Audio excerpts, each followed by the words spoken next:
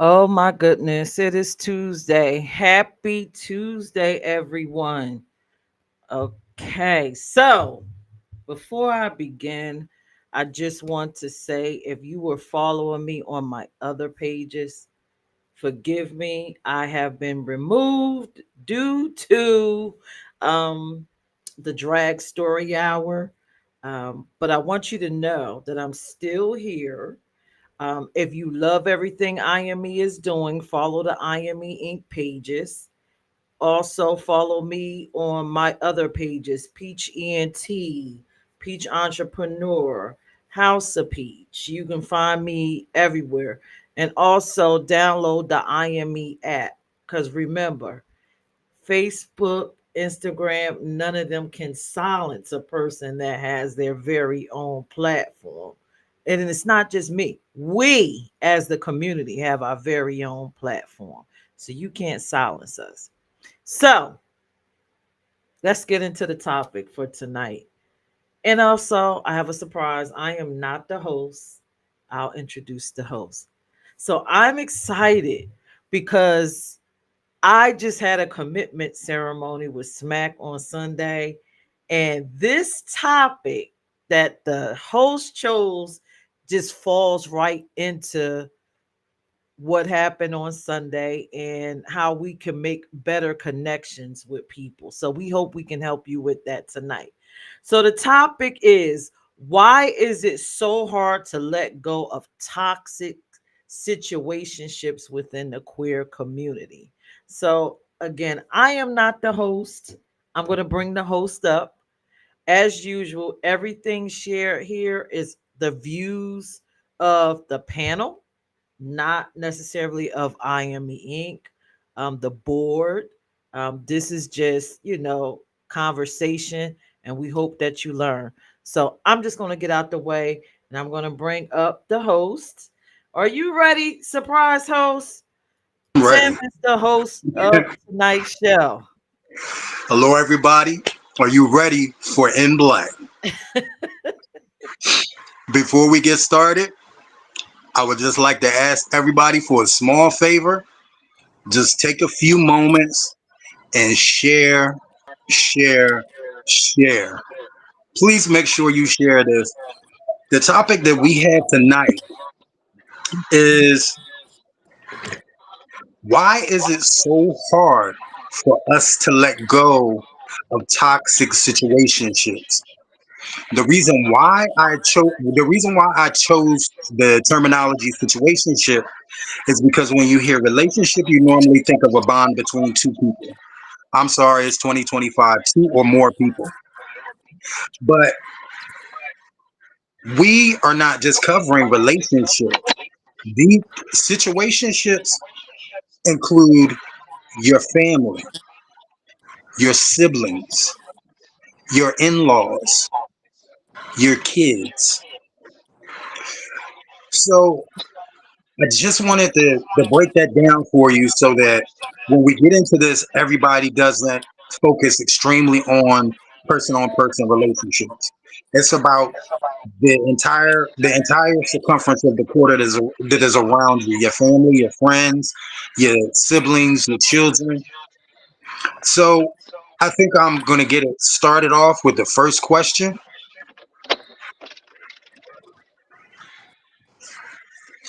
And the first question is, do you recognize the forms of abuse that aren't physical? And if you do recognize these forms of abuse, what are they? I think I'm going to start this off with Donna. Good evening, everyone. Good evening.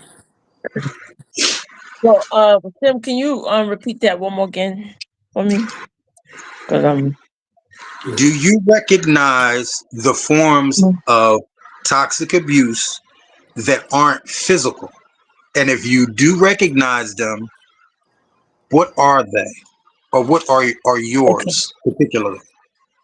Okay, but it doesn't have to be abusive. Okay, it could be it could be manipulation. That's a form of, to me, is a form of abuse. Um, Talking down, like being nasty in the form of communicating to a person, I think that can also be abuse. Um, Without being physical. And it could be people out in the street also that but when you come to situationships, like you said, um I can only speak on relationships because I can't really speak on like like my daughter and family like that. I can only speak on relationships that I've been in. But I've been yeah, it's been quite a some of my relationships has been quite a people downing me for what I have and what I have. Like I'm better off than them. That type of abuse, coming to me talking about I think I'm better than them 'cause what I have, and talking down to me, making me feel bad, being nasty. And not knowing where I came from in the beginning, I had struggles and I had hard times too. Just because where I'm at now don't mean I was always like that. So, it could, like I said, my like toxic abuse without. I've had physical relationships too, but I think it's more like people talking down to you, um, hurting your feelings. It's just a lot when it comes to people. When it comes to feelings, they don't know how to talk to people. They because I'm on that. I'm bad with that too because I can come out a little blunt and be very nasty when I feel frustrated or I'm upset or I had enough. But I mean, that's all I can think about as far as like non physical is more of the verbal abuse that I've encountered in my relationships or in my past. Okay. So you said basically manipulation and condescending behavior. Yes. Yeah. Okay. Okay, Don. Yes. All right. Let's see who we can mix it up with. I'm gonna go next. I'm gonna go to my boy Stan. Okay. Stan the Man. man. Uh, well, it's she covered a lot of it, but like I said, it could be mental. People trying to break your spirit. Um, they show you no support. Uh, they Wow. downplay and ignore your ideas, and then they really try to mess with your self esteem. You know, so those are all kind of signs of abuse, and that goes with not just personal relationships, but that goes even with business relationships with people. You know, and for whatever reason, people do that to you, but those are the kind of things that are very abusive. The main thing is when people try to break your spirit. And then there's also uh, people want control. But yeah, that's pretty much what it is. Breaking your spirit, not showing you support. They don't value your ideas. Uh, so and then it's also self-esteem. People want the advantage over you. If they can break your self-esteem and your spirit. So that's my answer. Wow. Stan, like it's really like amazing that you hit the head you hit the nail on the head of three of my most consistent toxic abuses. Yeah. So I really do relate to just about everything that you just said. Hmm. Thank you, Stan. Yeah. Yep. That comes with living for a long time. These gray hairs, they mean something, man. Oh, Stan, you ain't nothing but 24, 25, young boy. Ah, 24, 20, 25. 27 actually. Okay, we're gonna keep it moving. This is one of my favorite people. Let's see what Smack has to say. I didn't even hear the question. Hold on a second. I'll run it back for you. Do you recognize the forms of abuse, toxic abuse, that aren't physical? And if you do recognize them, what are they? Yeah, I mean, sometimes I feel like, you pour into your friends, but they don't pour back. Well, I ain't gonna say friends, but people, organizations, all kind of different situationships, and they don't pour back into you. But when they Mm. need something, you dare to give them what they need. But when it's your turn, it's not received, and so you have to really look at it. And if you keep going along with it, it becomes toxic to the point where for some people it may get them anxiety, or it could even get in the way of your current relationships that you have with people. That's one of the ones I would say. People just don't pour back into you the way you pour into them. Yeah, Vonda, that one was you said a mouthful with that. Mhm. You said a mouthful with that, and that seems to be like really common with friends, family, and business these days. It's just like people And need so much organizations, organizations too. There's a lot of organizations out here be wanting people to do all the work, but they don't want to get out there and do the work themselves. But themselves. they want to use certain things and people to get out there and do the work, but they don't feed back into you, your organization, or what you stand for. These are just some of the things that the conversations I've had with other people in my circle, other people who are out here really doing a lot of great work. They starting to pour into people, but people not pouring back into them.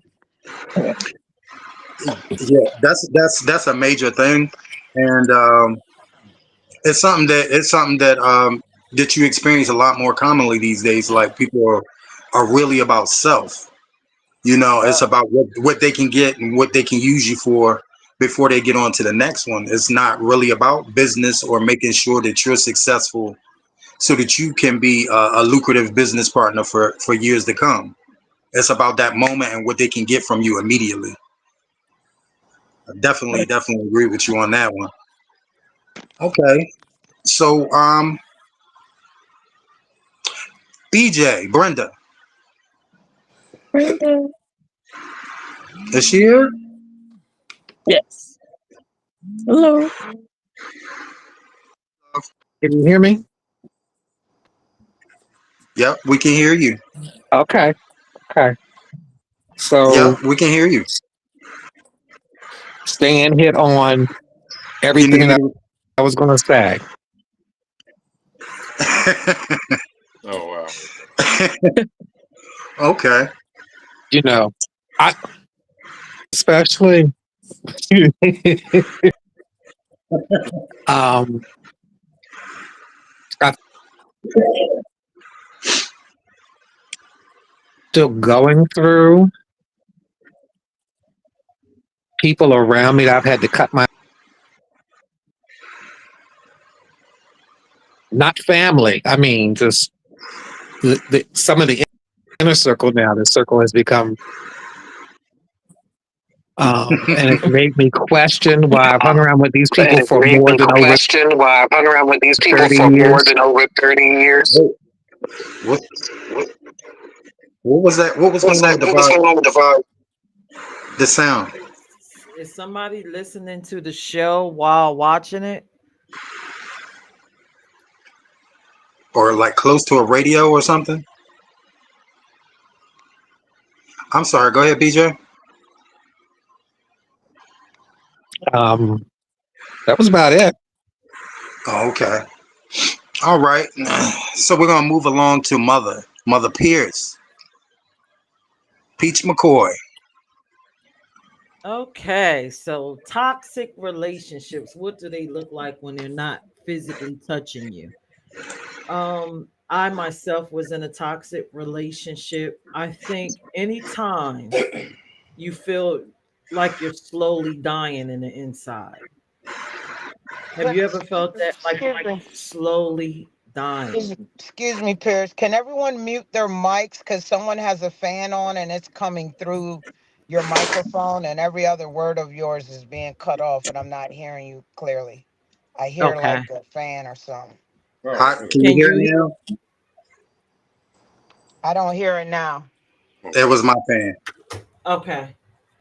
So, like I was saying, anything that makes you feel like you're dying slowly, anything that makes you not want to get up in the morning and start your day, and any situationship that you have, work relationships, relationships that's intimate, um, nonprofit work, just all of it, anything where you dread coming in contact with it, then you know that's a clear sign that you need to back up because you're in a situation that's not healthy for you.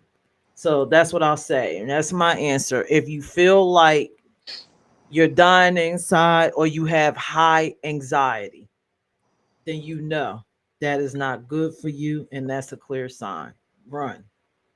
That's my answer. That was a good answer, Hmm. and I agree with you 100%. First, I want to bounce back to something that Smack said because Smack nailed it right on the head when Smack said people people need so much from you, but they refuse to pour back into you. Um, Man, I've experienced so much of that. It's like as an entertainer, I've sponsored so many people and made people's wardrobes for free and showed up to things that weren't really my event, but just to show to support to somebody that I was working with or that was a friend or had an aspiring business. And I would come and support these events, even if they were things that I really didn't dig or wasn't really into, just for the sake of sponsoring somebody that I had faith in or sponsoring somebody that I was doing business in. And people will not do those things for you. 31 years. I've got people that are still lying. I'm gonna be there the next show. Mind you, I'm not the type of person that reminds you of what I said. I'll invite you one time and then I'll observe. And every time I'm in your city or every time I'm in your state, I'm sending you this and I never see your face in the audience. And then in the past 7 years, I've had to deal with diabetes. I had to deal with COVID. Then I had 2.5 years of long COVID. People read the stuff on social media. They liked the stuff on social media. They said, get well. And they moved on with their life. Nobody checked on me. Nobody made sure I was okay. And these are two disease. The first two diseases are two terminal. Those are two diseases that can take you up out of here. Hmm. Nobody. But the same people who have not supported me in anything, health, business, friendship, get mad when you don't show up for them. These are people who don't show up for you at all, but have the gall and the audacity to get upset when you can't be there for them. It's amazing. And then I'm a very giving person and I'm a very kind person, especially with my other half. And I haven't been in a relationship where people didn't take that for granted. And that's dating, that's family. And for a long time, that was friends because they knew I would never say no. If you were my friend, I would always ride for you. I would go above and beyond if I loved you. And people took that used that to an advantage. And and there were people who fell in love with my hand instead of my heart. So yeah, all of that. I'm just gonna move on to the next question because this is not the Tim show. What is the most toxic situation that you've been in, and how did you get out of it? I want to start this one off with Peirrce.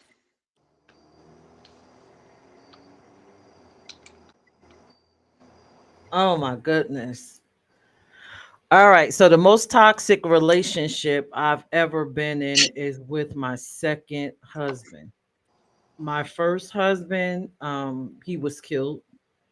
Um, Let's dial it back. So in the year 2000, I lost my first husband. I lost my grandmother, my grandfather. Those were the people that raised me. Wow. And I came into a bit of money and I started, you get a little bit of money, you in depression, you start hanging out and trying to, and I met a man that I thought cared about me. But in the end, as I got into the relationship, yes, we did find some common ground, but I can tell, throughout it, once the money ran out, that he really wasn't into me, but he wanted to benefit off of me because of the kind of person that I was. Mm. So within that relationship, tons of verbal abuse. Anything that I would try to start, because I've always been business oriented, he would find a reason for me not to do it. Everything I would try to do, he would compete with me. And I don't care what it is. I went to college one semester, got on the dean's list. He went to college, got on the dean's list, and it was a party for him, crickets for me. Anything involving me was an issue. So that was the most toxic experience. And just like the question you asked me earlier, how do you know when things aren't right for you, or if it's toxic? Because every day for 15 years, I died a little bit each day till I got to a point where I had to make a decision. It was either going to be the real death or I have to save myself and get a life. And I'm still here. I chose to get a life. So that is my answer. Okay, Pierce. All right. Let's try BJ.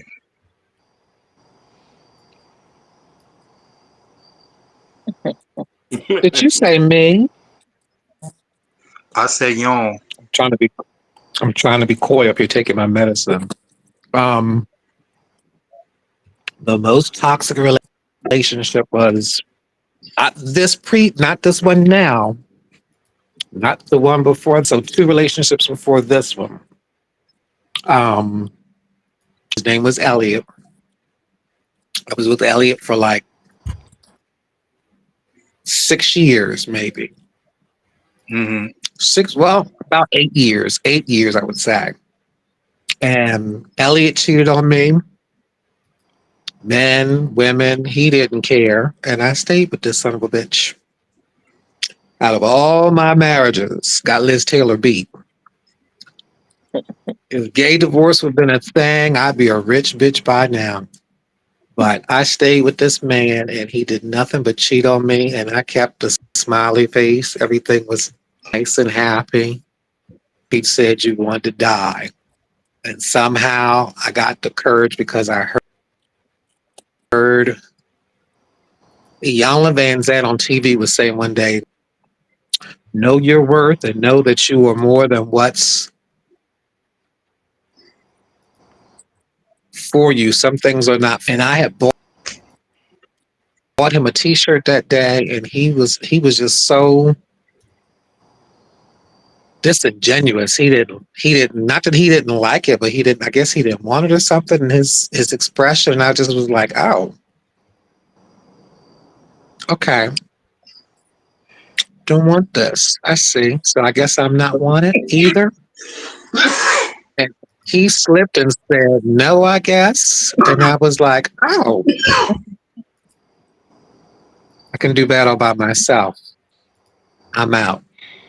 And so that's when I came down here to Delaware.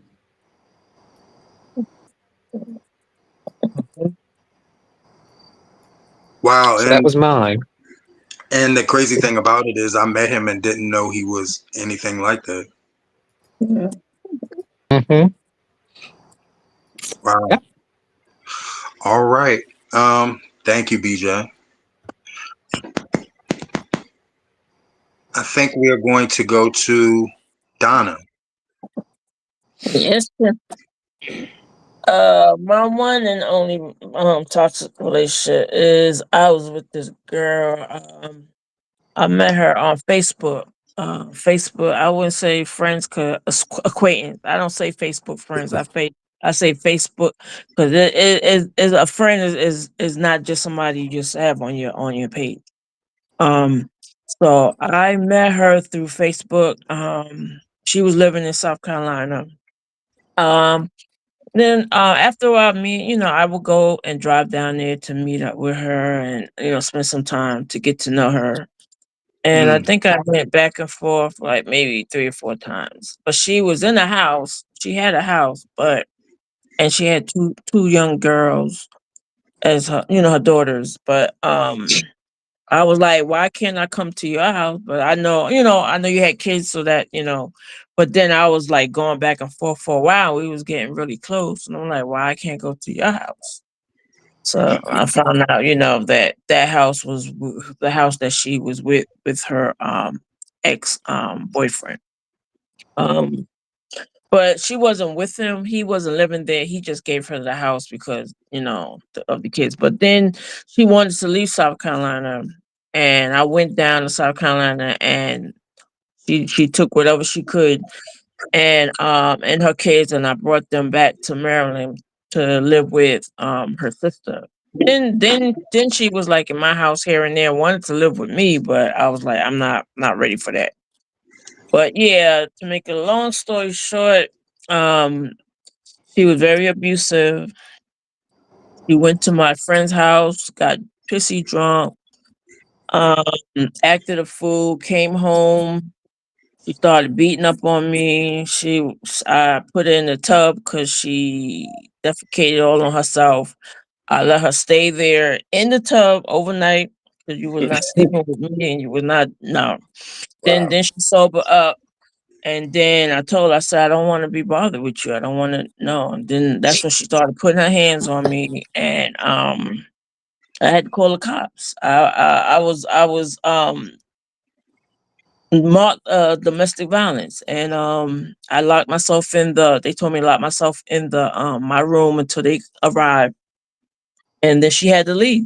But yeah, that was like the only time I ever had any kind of like a toxic relationship in my in any relationship I ever had. That was the worst. And then later on she tried to get back with me again, and I was like, no, I'm not doing that. So yeah, that was about the only one that I ever dealt with. Yeah, she was schizophrenic, bipolar. I don't know what she was, but she had issues. that was a lot. Yeah, it went deeper, but I'm not going to put so much out. But I'm telling Right. you, it was a lot more that I could put out, but I don't feel like putting it out. But yeah, I went through that with her. So, I mean, how did you get out of it? One day you just got Um, mad, and my that was just it. therapist, talking to my therapist, therapist telling me I gotta stop all communication. I gotta distance myself. I can't, cause I'm a very loving person, and I give people chances. But I knew that wasn't one that I was going to try to give a chance to. But I just distanced myself, stop all communication, and just let time go by, and wasn't going to be bothered with her. All right, That's it. because you ain't had time to be bothered. You weren't gonna be bothered with her.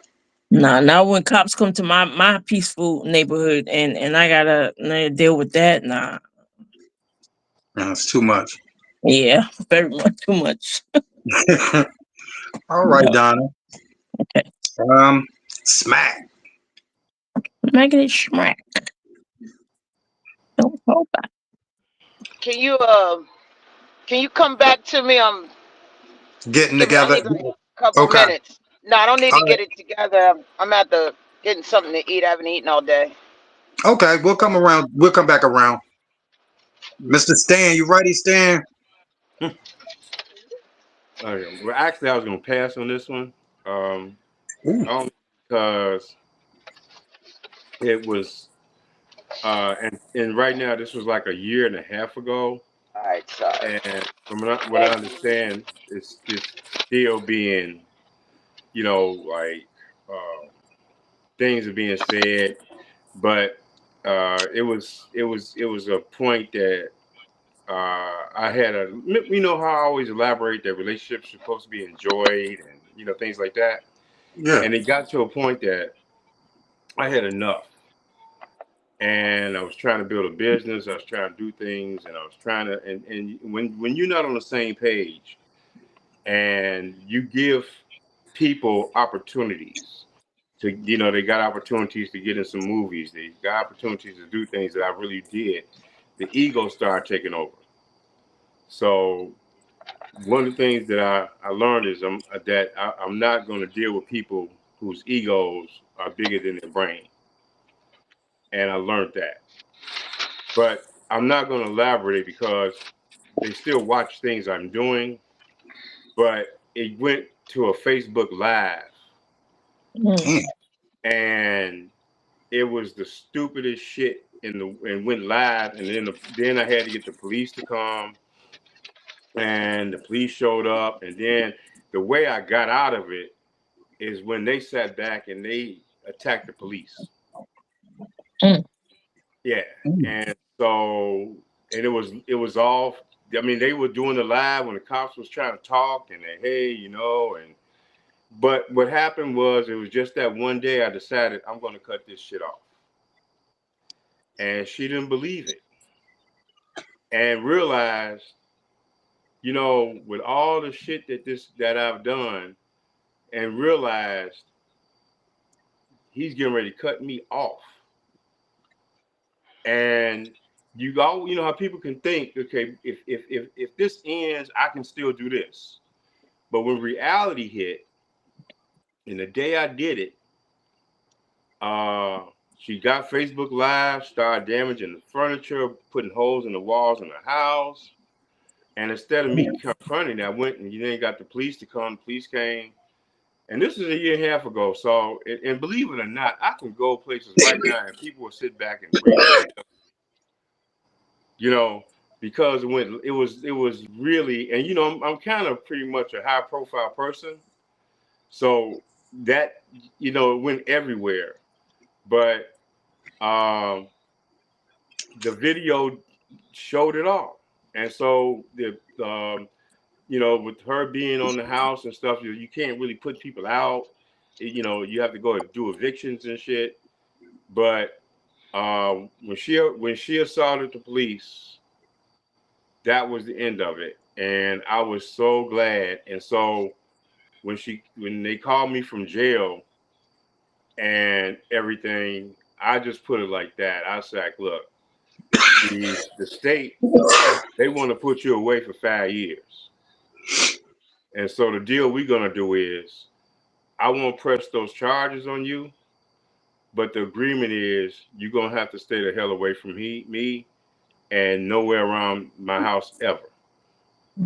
And I was always smart to not put nobody's name on anything. Um, just because a person will sit back and they will take you down because they ain't got shit to lose. And um, and just I know people watching this, so somebody's gonna say that Stan was, I know this is gonna happen. But the thing is, uh, through the agreement that she made to stay out of jail, she can't respond to things because one thing she can, if she one thing she say, I can just go right to the state and they will get her. But They'll she lock her left the back up. state, but um, it was just one of those things, and in the beginning, it was one of the best relationships you could have. But Mm. then ego, and ego is a big thing. And when you're dealing with somebody that never had much, and then they get involved with some things and they start seeing things. At that time I was doing the Love and Hip Hop Atlanta stuff, and um, to me that was never no big deal to me. I had big aspirations than reality TV stuff, Mhm. but and that's a whole nother story in itself on that whole shit. But um, once I was cutting that off, um, then I saw, in matter of fact, the way it was done, she was in the bathroom and she was going out with a friend of hers, and hey, you can't use the car no more, you can't use this no more, and she felt entitled and just started going live, you know, and then what you were doing is entertaining somebody else. And that's all that was for. That was a show for somebody else to say, look how he's treating me. I'm being abused, you know. And the police showed up and I left, and when they came, and then when the police was telling her, hey, you gotta leave, then she assaulted the police, and that was the end of that. And so I had her fate in my hands. So I had the state telling me, hey, look, we want to put her away. She's crying, begging me. And my whole thing was just stay away from me. We'll sign an agreement and we'll do it by the state. And even to this day, she still makes posts and stuff. And then people call me and say, hey, you know, she's saying these things, she's saying that. Because I don't have no contact and I don't follow none of it. But even though I imagine in other relationships and stuff, um, it's something that still is bitter with them. So it's and one thing about relationships with people that I learned is if you break up with somebody and y'all break up, you know, and you both agree to break up, but people are not happy with a breakup unless they leave you damaged. And you know, and if they don't leave you damaged, no matter what they doing, she could get $1 million today and be living on top of the world, but she'll never be happy because I did not leave him damaged. And that's the only way she's gonna have closure is to say I damaged this motherfucker. And that's why people really stay in these relationships. They stay in it because they can't leave without damage. And so whatever's going on, whatever, you know, stuff that they succeed at, her happiness is not there because I did not leave staying damaged. And I can't get this out of my head. I want to see suffering. And then I can put closure to it.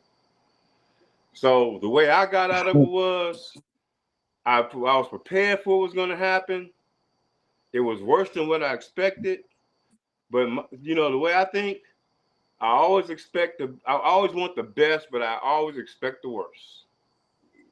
And that's how I deal with all my situations because I'm very optimistic, but and you can never say you know somebody. And people will say, "Oh, she would never do this." See, that's crap because you don't know. People sleep with somebody for 20 years and you only know what people show you. You could be with somebody for 20 years and you only know what they're showing you. You could be married 20 years. You Mm. don't know everything about that person. You only know what they let you see. So Right. when people tell me, "Oh, he ain't that kind of person," you don't know. You know, I don't put nothing past nobody. But that's how I got out of it. I just had enough. I was I was losing. I wasn't taking care of certain things I should be doing, and I wasn't taking care of myself. And then, like I said, when you start getting ready to come to your house, and you gotta take a fucking deep breath before you walk in that damn door and say, "I've been dealing with shit all day. And now I got to Now deal with one this. motherfucker else I gotta deal with." That was so. That's that. All right, Mr. Stan. That was I definitely could relate to everything you said. You were saying. Yeah. I've actually had problems with stalkers. Okay. Um, so I definitely understand what you're saying, Stan. Yeah. So by me saying what I'm saying, there's gonna be somebody out there that know her and gonna say, "Girl, he was talking about you." So, Okay. Always, but and always. I could go on more, but you know, and it's a video that's circulating out there. It was even on YouTube. Hmm. Damn. Yeah, it was on YouTube, and so I was going places here in Atlanta, and then people bring that shit up that I don't even know. They see me and shit, and they talk about like, "How you doing? I saw that live y'all were." real for real. Like wow. So, Well, but Stan, I gotta ask you a question. Just one uh, short question before I move on to the next person. go ahead. What did you do to her to make her act like that, Stan? Um, I exposed her to a lot of things, and it's like okay, we started out with she was doing makeup, so then she was doing makeup for a lot of these movies we were doing, and what I did was I got our product in movies. Remember I told you like a lot of those movies on Tubi. Yeah. We did Mm-hmm. makeup for a lot of the movies, like maybe 60-70% of those movies. And Oh so she wow. started doing the makeup, and so then people, so she said, "Hey Stan, you think I can start getting in some of these movies?" And so it started with that, Mm. and then you start like become, oh god, I mean, she's a performer. A matter of fact, I had her open up for Trina in Memphis. I got her that.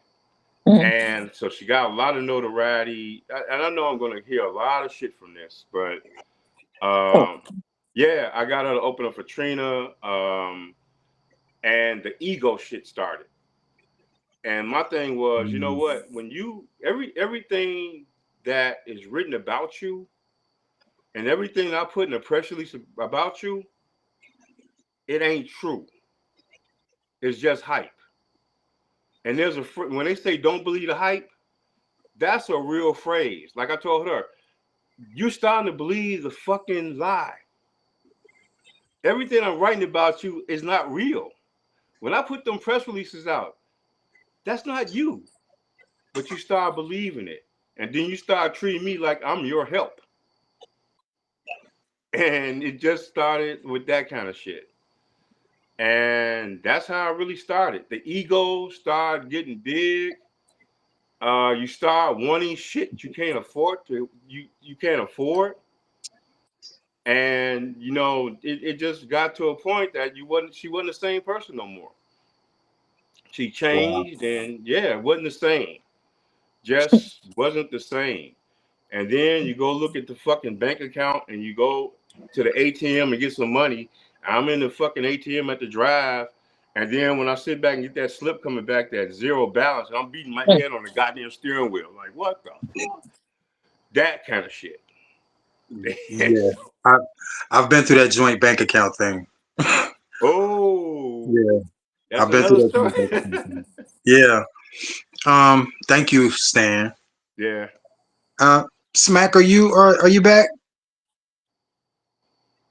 No? Yeah, I'm here. You back? Okay. Y'all You, can't you, see me. Yeah, we we see can you. now. You're in the hot seat. Um, it was what's the most toxic situationship you've been in? And how did you get out of it? Well, the most toxic one I've been in is with myself. What? Yep, because half the things that I've been through is because of me Hmm. and the Mm, decisions I'd made. that's the Because next question. I'm in control of my happiness. So half of the different situationships that I had before, moving to Delaware, because I was in some bad stuff when my second relationship was toxic. But I noticed that as I continue to move on throughout life, the most toxic one was me and with myself, because I continue to let stuff continue to happen in different situationships. Okay. Wow. So Yeah. once I started to love myself more, all that toxicity stopped because I'm in control. I'm not going to keep letting stuff go on because of love. If I'm not being treated the way that I want or loved the way that I want, you got to go. So that's what it That's is. that's it, and that's all. That's very straight to Mhm. the point. Did I get everybody? Mhm. Okay, so I guess I'm in the hot seat now. Mhm. Um, the most toxic relationship or situationship that I've been in was with a parent, but I don't really want to keep. I don't want people to think I hate my mother because I actually love my mother more than anything on this earth. She just took me through more than anyone on this earth. Um, so I'm gonna go to my last relationship. um, this situation was toxic because it wasn't anything that it appeared to be. It didn't even start off the way that a relationship is supposed to. They say that the way you get a person is how you lose a person. And my last relationship taught me that hands down, amongst a bucket load of other lessons.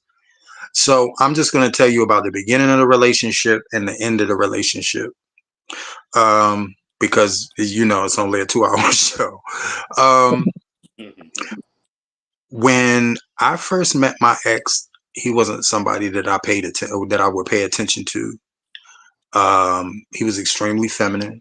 I hadn't dated any feminine guys at that point in my life. He was spoiled. Um, and he just wasn't, So at that time, I was 17 years old. I had a roommate. I had two roommates, and one of my roommates was pregnant, and she was a fag hag, so she was always around us. So on Sundays we would have spade games, and everybody would come over, and we would cook and play spades, watch TV. Everybody would cut up. Now my cousin was dating this boy, and he brought him over one night. We were playing spades. We ended up on the same team, and he was playing footsies with me under the table. Mm. Now, I'm not the type of person. I don't want nobody else's. I don't give a fuck how fine you are. I don't care what you're driving. I don't care how big your pockets are. If you already got somebody, I don't want you. I don't want somebody else's, and I'm not side joint material. Mm. If you can't come all the way over here, then we can't do that. And so to make a long story short, Rhonda, who was pregnant, went into labor. We took her to the hospital that night. They kept her overnight. The next day, I get a phone call that Rhonda passed away during childbirth, and her and the baby passed away. Now, Mm. as a grown man, I handled death a lot better than I did as a teenager because I stopped eating, I stopped taking baths, I stopped going to work. Do you know that this boy started showing up at my door every day, and he would cook for me? Then he eventually got me taking showers again. And then he started driving me to work and sitting in the parking lot and making sure that I was going to work. And he just moved in and never moved the fuck out. And that's how my last relationship started. I didn't even really get a vote in that shit. It was Mm. just like he was there when I needed him. He moved in, and then he just became a part of everybody's lives. And because it was really, really good in the beginning, we all just went with it. Okay, so at this time I was 235 pounds. I'm 209 pounds now. He was 150 pounds. I told him I will never put my hands on you because he had been in multiple abusive relationships. Now, everybody around us envied our relationship because of the way that I treated him and the dynamics that we had. And I constantly kept warning him, most of the people around us do not want to see us happy. If you want to hold on to your relationship, do not let people who don't want to see you happy know what's going on in your relationship. Mm. The first 2 years were all good. Now, mind you, I paid a majority of the bills. He pitched in wherever he want. The rest was his spending money. That's how I treated this man. Okay, so we move right along. I slipped up and I was in, I was I messed up. I cheated. I didn't have sex with somebody, but I let somebody give me um, oral sex when we were going through some rough things. So then he cheated with somebody. So then I cheated with somebody. So to make a long story short, as we started drifting further apart, he started drifting towards people who didn't have any good intentions for either one of us. So we're gonna fast forward to the end of the relationship. Well, he would get upset. And even though he was a little tiny thing, whenever he got upset, he was extremely violent. Now, I'm a three strikes you're out type person. The first time he bust me in my head was with a full Jack Daniels bottle. Y'all know how thick the glass of a Jack Daniels bottle is? Yeah. The second time he bust me in my head, he hit me with one of them old fashioned rotary phones that used to sit up on the two prongs. It had a Mm. marble base. He busted me in my motherfucking head with it. I told him the next time that you put your hands on me, I'm gonna whoop your ass like you a stranger in the fucking street. And I guess he did not think that I was capable or serious because I was extremely protective of this boy and he knew it. So anybody that he didn't want me close to, he would start a conflict with because he knew to protect my relationship, I will push that person away. Now, by the end of that relationship, all my friends were all the way over there, and I was left over here with this boy. A Mm. majority of my family was all the way over there, and I'm all the way over here with this boy. Okay, so we're gonna fast forward past some things. Now, he's up to two strikes, and both times he attacked me, he was dead ass wrong. When we got to the bottom of the situation, he assumed shit that was never going on. So not only have you attacked me twice, injured me twice, but you were dead ass wrong. I come home from work one day. Well, his little lesbian friend started coming to pick him up on Saturdays, and on Saturdays they would disappear. And I ain't got nothing against lesbians. That's not why I said it like that. I said it like that because I don't like the bitch. She would come and pick him up on Saturdays, and what I didn't know was they were house hunting. Now, mind you, Mm. I had this boy on everything that was fucking mine. My bank account, Mm. the lease. He was on every fucking thing that was mine. I was young. That was my first apartment. I had just turned 18. I was naive. Baby, I come home one day, there is an eviction notice on my fucking door. Now, I know I pay this rent every fucking month. How is there an eviction notice on my door? To this day, I don't know what that boy did. This was in 1995. When my mother passed away in 2006, I went back home and tried to get a house or a room or an apartment. I couldn't rent shit in the entire city because of whatever this boy went down to that rent office and did back in Mm. 1995. Then my bills started coming in. This boy was calling overseas and leaving the phone off hook all day. He would leave out after me. He would turn the water on and leave it running all day, turn all the gas hoters on the stove, leave them bitches burning all day. So I got a $900 electric bill. I got an $850 gas bill. I got a $1,200 phone bill, and I'm evicted. That boy did all that shit to me after how I treated him. So that forced me to have to move in with him. Mm. Whoa. No, when I moved in with him, I spoiled the fuck out of that boy for 3.5 years. Mm. Every fucking thing that he wanted, he had. He was one of the best dressed queens that was performing in the state of Delaware at that time. Do you know who was financing all of this shit? Mm. Me. When I moved in with that boy, he treated me like stir fried shit. So I had this best friend, and I'm not gonna say his name. And the boy was genuinely heterosexual, but he loved me to death. He knew my situation. He knew about our relationship. He wasn't bothered by my preference. So we got really tight.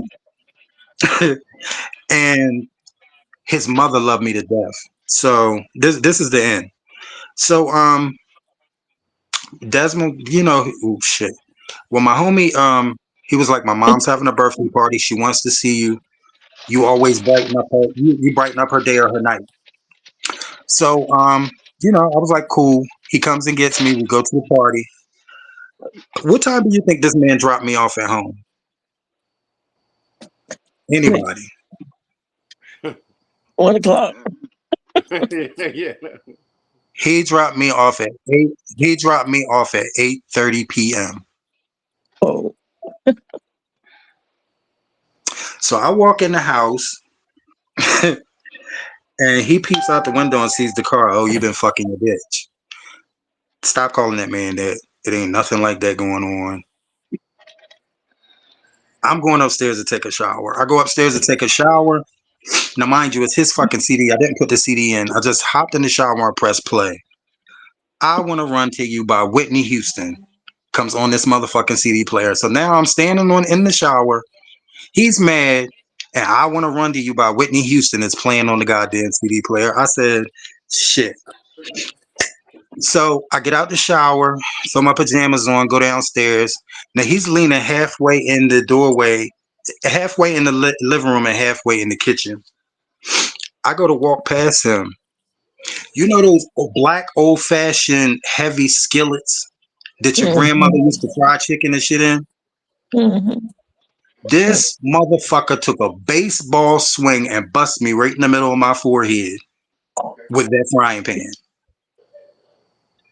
That was a brand new house.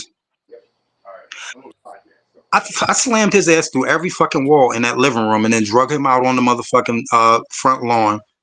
When the police got there, I had my hands around his fucking throat.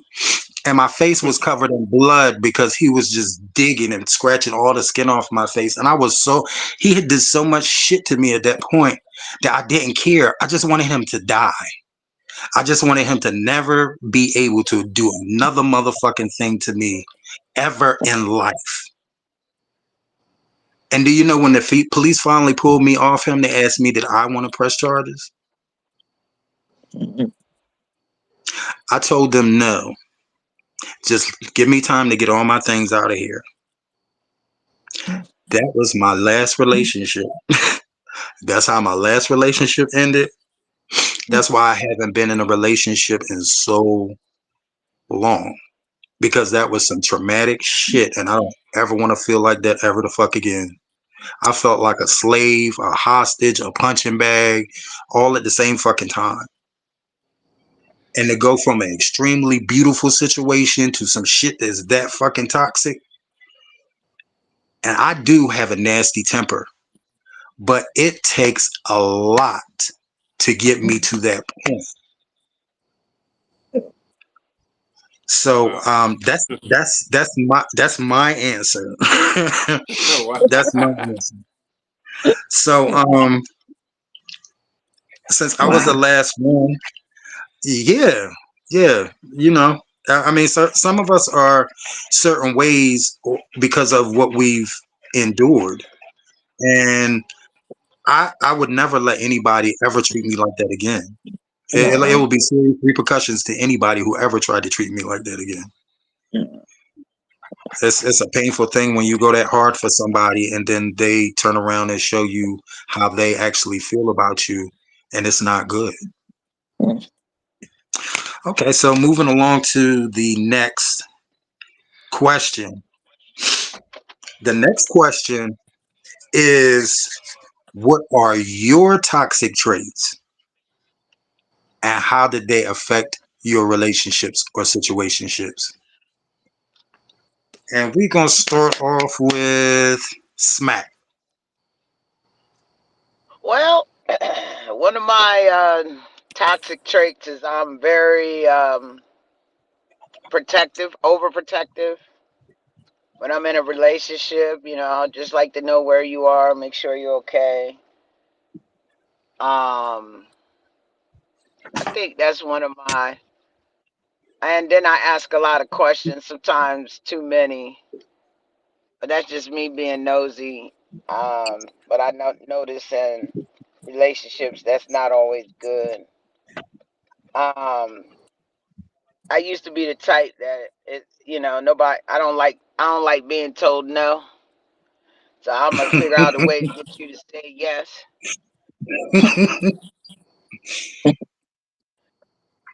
Okay, Vonda. um, let's go to Stan. But I think the Oh, I'm sorry. You still on? Go ahead, Vonda. Go ahead, Vonda. She's not there. She's not there? Okay. It sounded like she was still talking for a minute. Yeah. All right. All right. The dynamic duo in wow, the y'all sound back. like Mickey Mouse and everybody. What happened?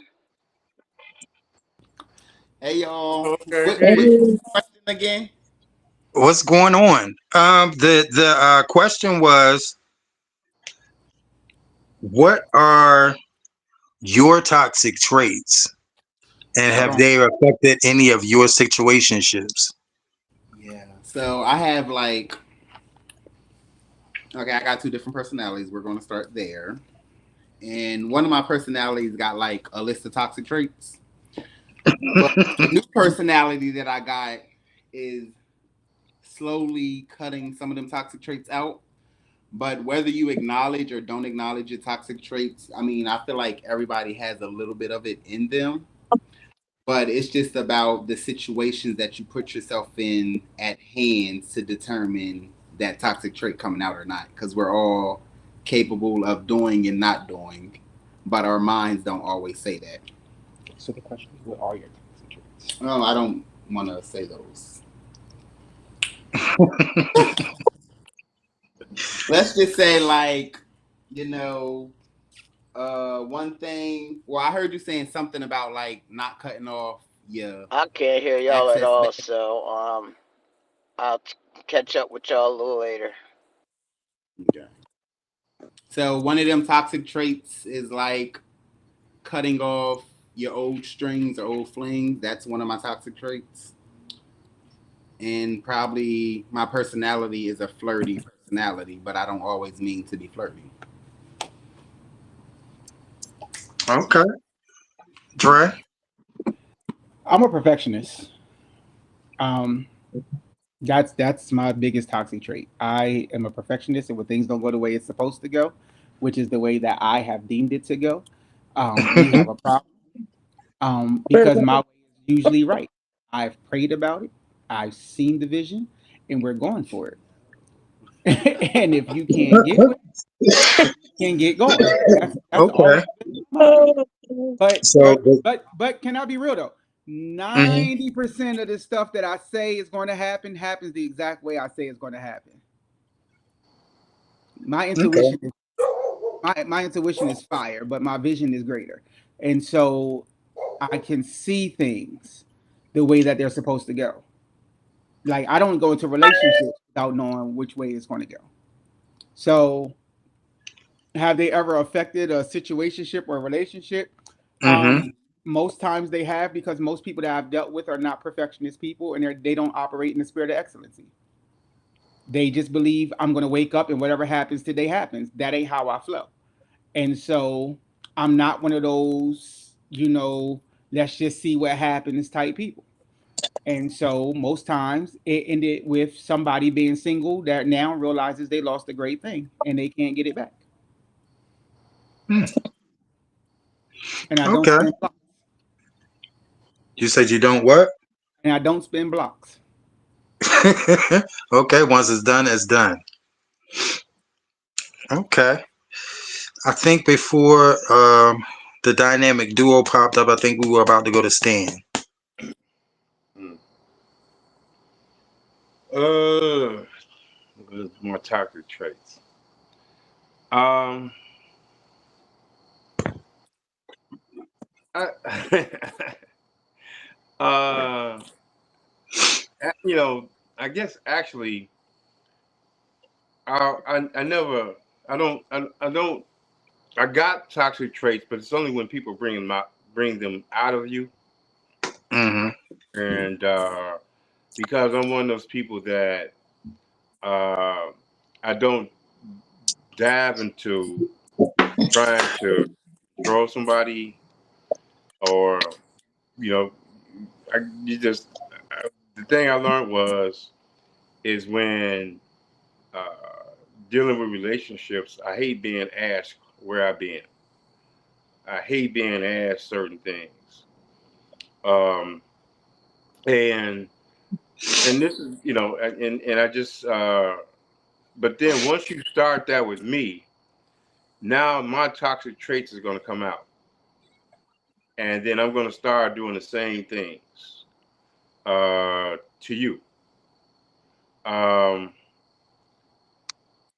I mean it's I mean at this point right now in my life, it's just certain things I don't, like any relationship I'm in now. It's um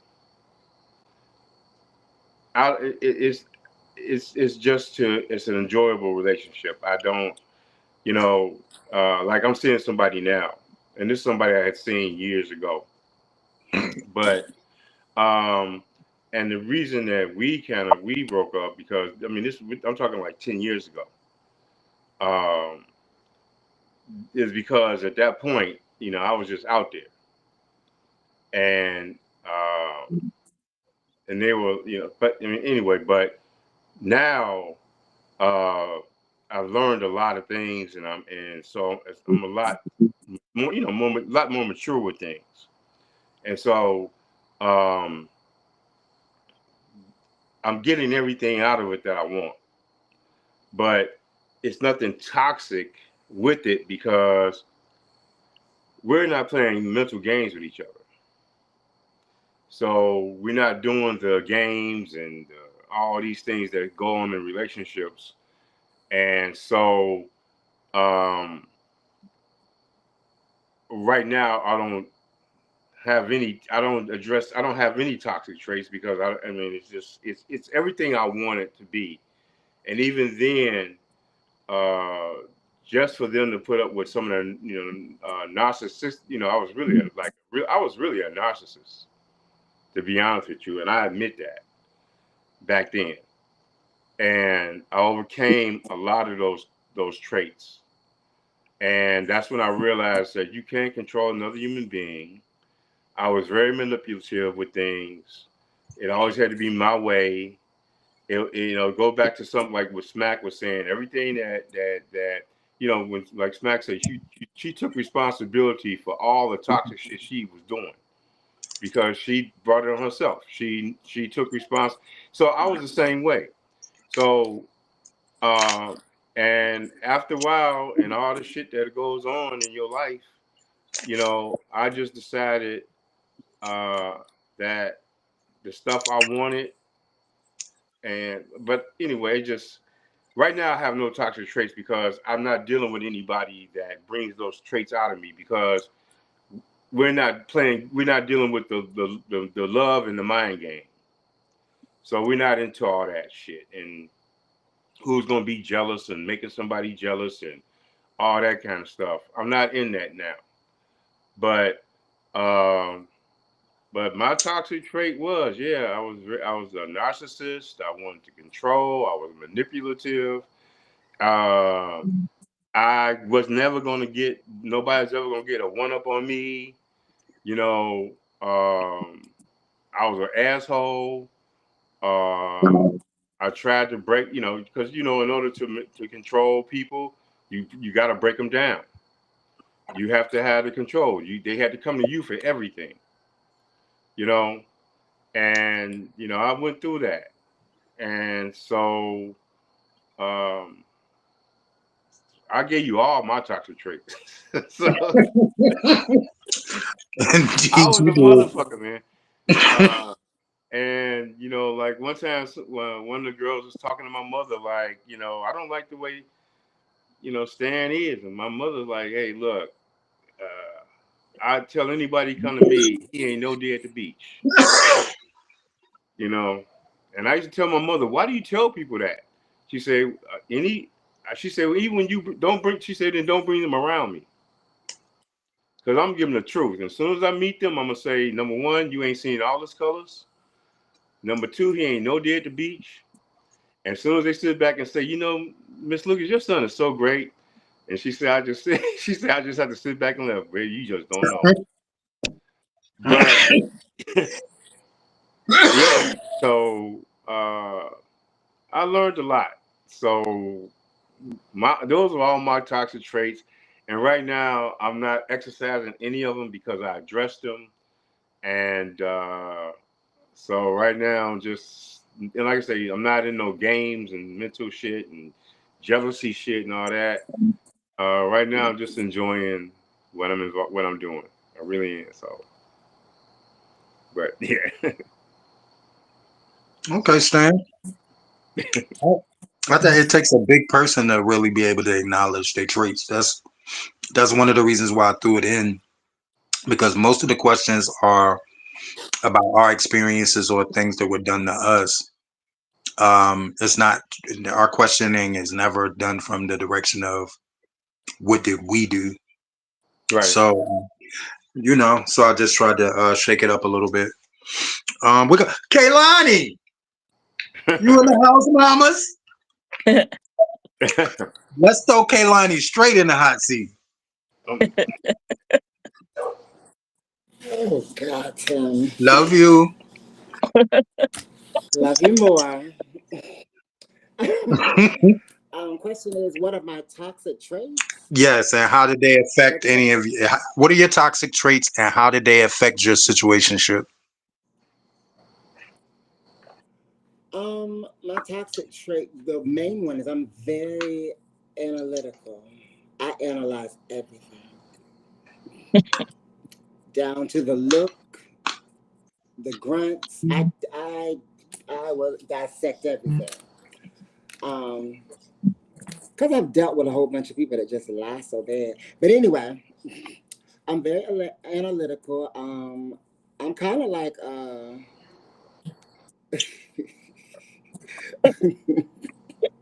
Oh, Let it it's gonna be good. She laughing too much. yeah. He said he was a big flirt. Who said they was a big flirt?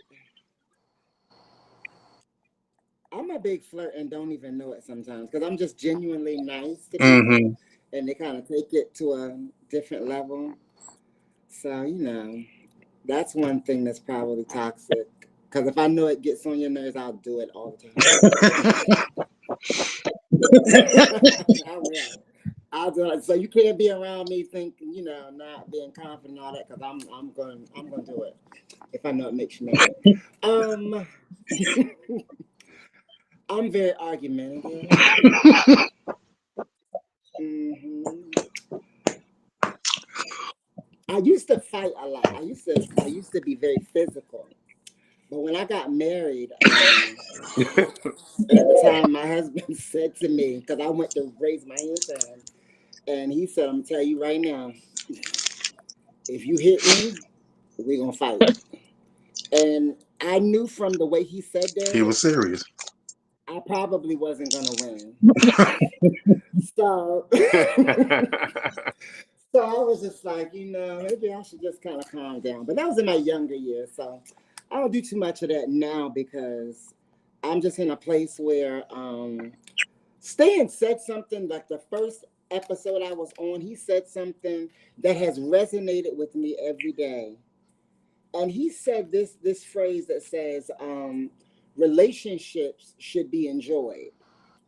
And so every time I'm dealing with an individual, whether it's friendship, relationship, business, I'm supposed to enjoy this. And whenever it becomes a burden, not saying that we won't have like things that we got to work through Right. and all that, but when it becomes a burden and a whole lot of work for me to get to the fun part, I probably shouldn't be Yep. doing this with you.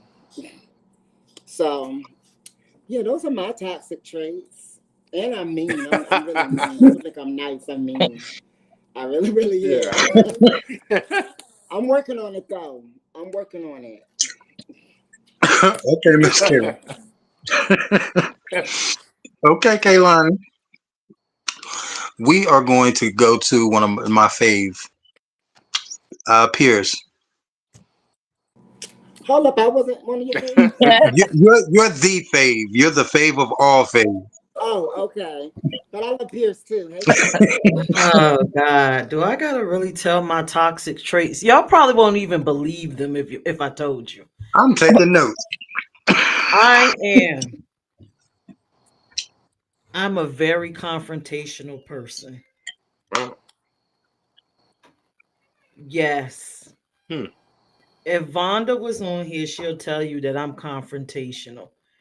And I think she balances me out because when she sees that part coming, she'll become that middle barrier that'll do the confronting. Because when I go to get confrontational, and I don't care who you are, what size you are, I'm in your face. Like I'm like this with you. Wow. And it may lead somewhere else. And I'm like that. I have been like that with friends. I've been like that with family. I did it, my grandfather, I told you I was raised by him. He was a habitual cheater. And I call myself getting confrontational with a 6'3" man. And I'm only 5'6". I'm confrontational. Okay. Vonda, am I confrontational? Can I get confrontational? You are not confrontational all the time, But but you can get confrontational, and it's not nice for the person who's on the other end. I feel sorry for them.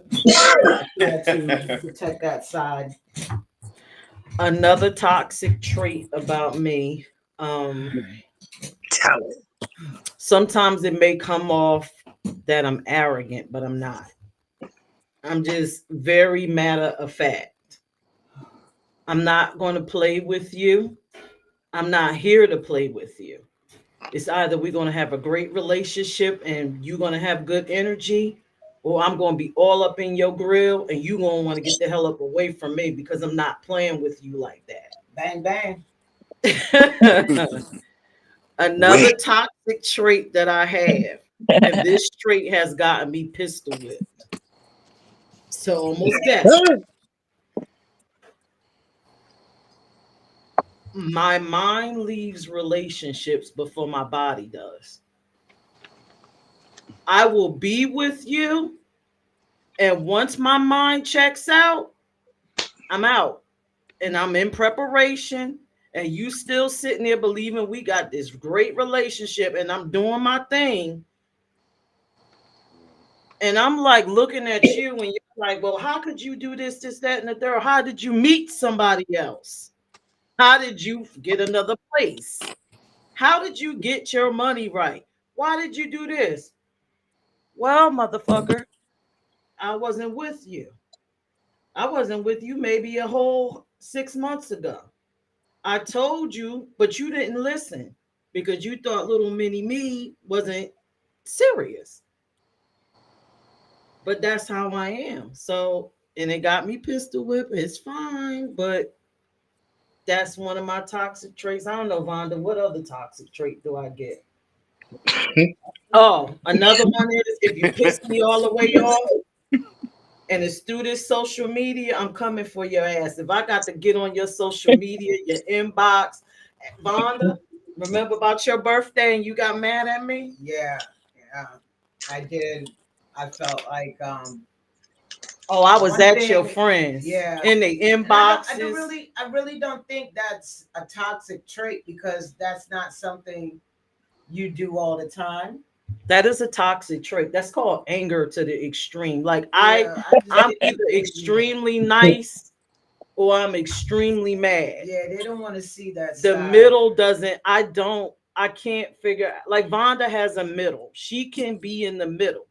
I don't know how to be in the middle. It's either I'm going to be nice and we're going to be cordial, or I'm just going to tear everything the fuck up. It's just going to be tore up, and everybody going to be mad, and the chips going to fall wherever they fall. And I'm good, and I'm going to walk away and say, fuck them. I don't, they don't exist to me no more. I don't give a shit. Bye. But that's my toxic traits. And I know y'all don't believe these things because I'm an angel. I can't hear nobody. You're very But convincing. I Yes, believe I I believe it. believe you. I believe you. I'm shocked, but I believe it. It's that summer baby thing. I could see it. When she was talking about it, I could see it. It was coming out. Okay, Peirrce, you once again you definitely gave us our money's worth on that answer. it. You definitely gave us our money worth on that answer. Who's left? And I don't even need So change. we got Mr. BJ and Donna left. Yes. I think I'm gonna go with Donna. Yes, sir. Um, my toxic trait. I'm an angel. Let me stop. Let me stop. Well, one of my bad toxic traits back in the days, I used to sabotage relationships that I was in because I was always scared to be in a relationship, and I would make my way to be with somebody, but I would sabotage the relationship and probably end up leaving them in the dust. That was back then. But the only thing that I can say now, I'm very sarcastic. My mouth is lethal, very bad, very bad, and I'm very rude when I don't get my way. I'm a spoiled brat. But mostly, yeah, just like my mouth is lethal. But I blame that on being a New Yorker, 'cause you had to be like that living out there. That's a But yeah, cancer trait. You're a cancer, and we have those traits. and confrontation, very confrontation, very confrontational. But as far Stop as like telling in our a relationship, secrets. but in a relationship, I'm not clingy, but I do like if I have somebody in my life, I like to be around them. And then sometimes I like my space, and I'll let them know that. But other than that, that's about it. I'm not and my feelings. If you hurt my feelings, or you don't respect my feelings, or my feelings is not worthy, I could be a little overboard with that. So that's about it. Nothing major. I guess it's not Okay. major. It might be major to somebody else, but I It don't ain't think major that. to you. It's not major to you. Smack is here with me. She'll go whenever you call her. Okay. Okay, Mr. BJ.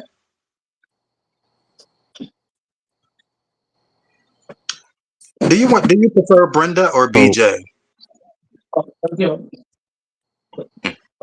I knows me as Brenda, but you call me BJ. Girl, Auntie! Okay. what's going Auntie! on? So, because he probably be chiming in. Um, I'll say two traits. So I get very jealous, and I don't know why. Maybe because I'm an Aries, jealous, and I've learned in my elder years to kind of squelch that. But I'm also very flirtatious. And just like Jay said in the comments about it, yeah, I'm glad that this one didn't come at me a couple times for being very flirtatious. Um, should ask him, but I don't think he'll hear me. No. Oh wait, he looked up. Do I have any toxic traits? Do I have any toxic trait? It's the question that the panel is asking. So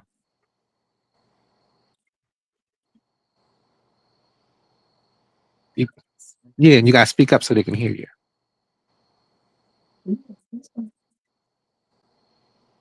Come on.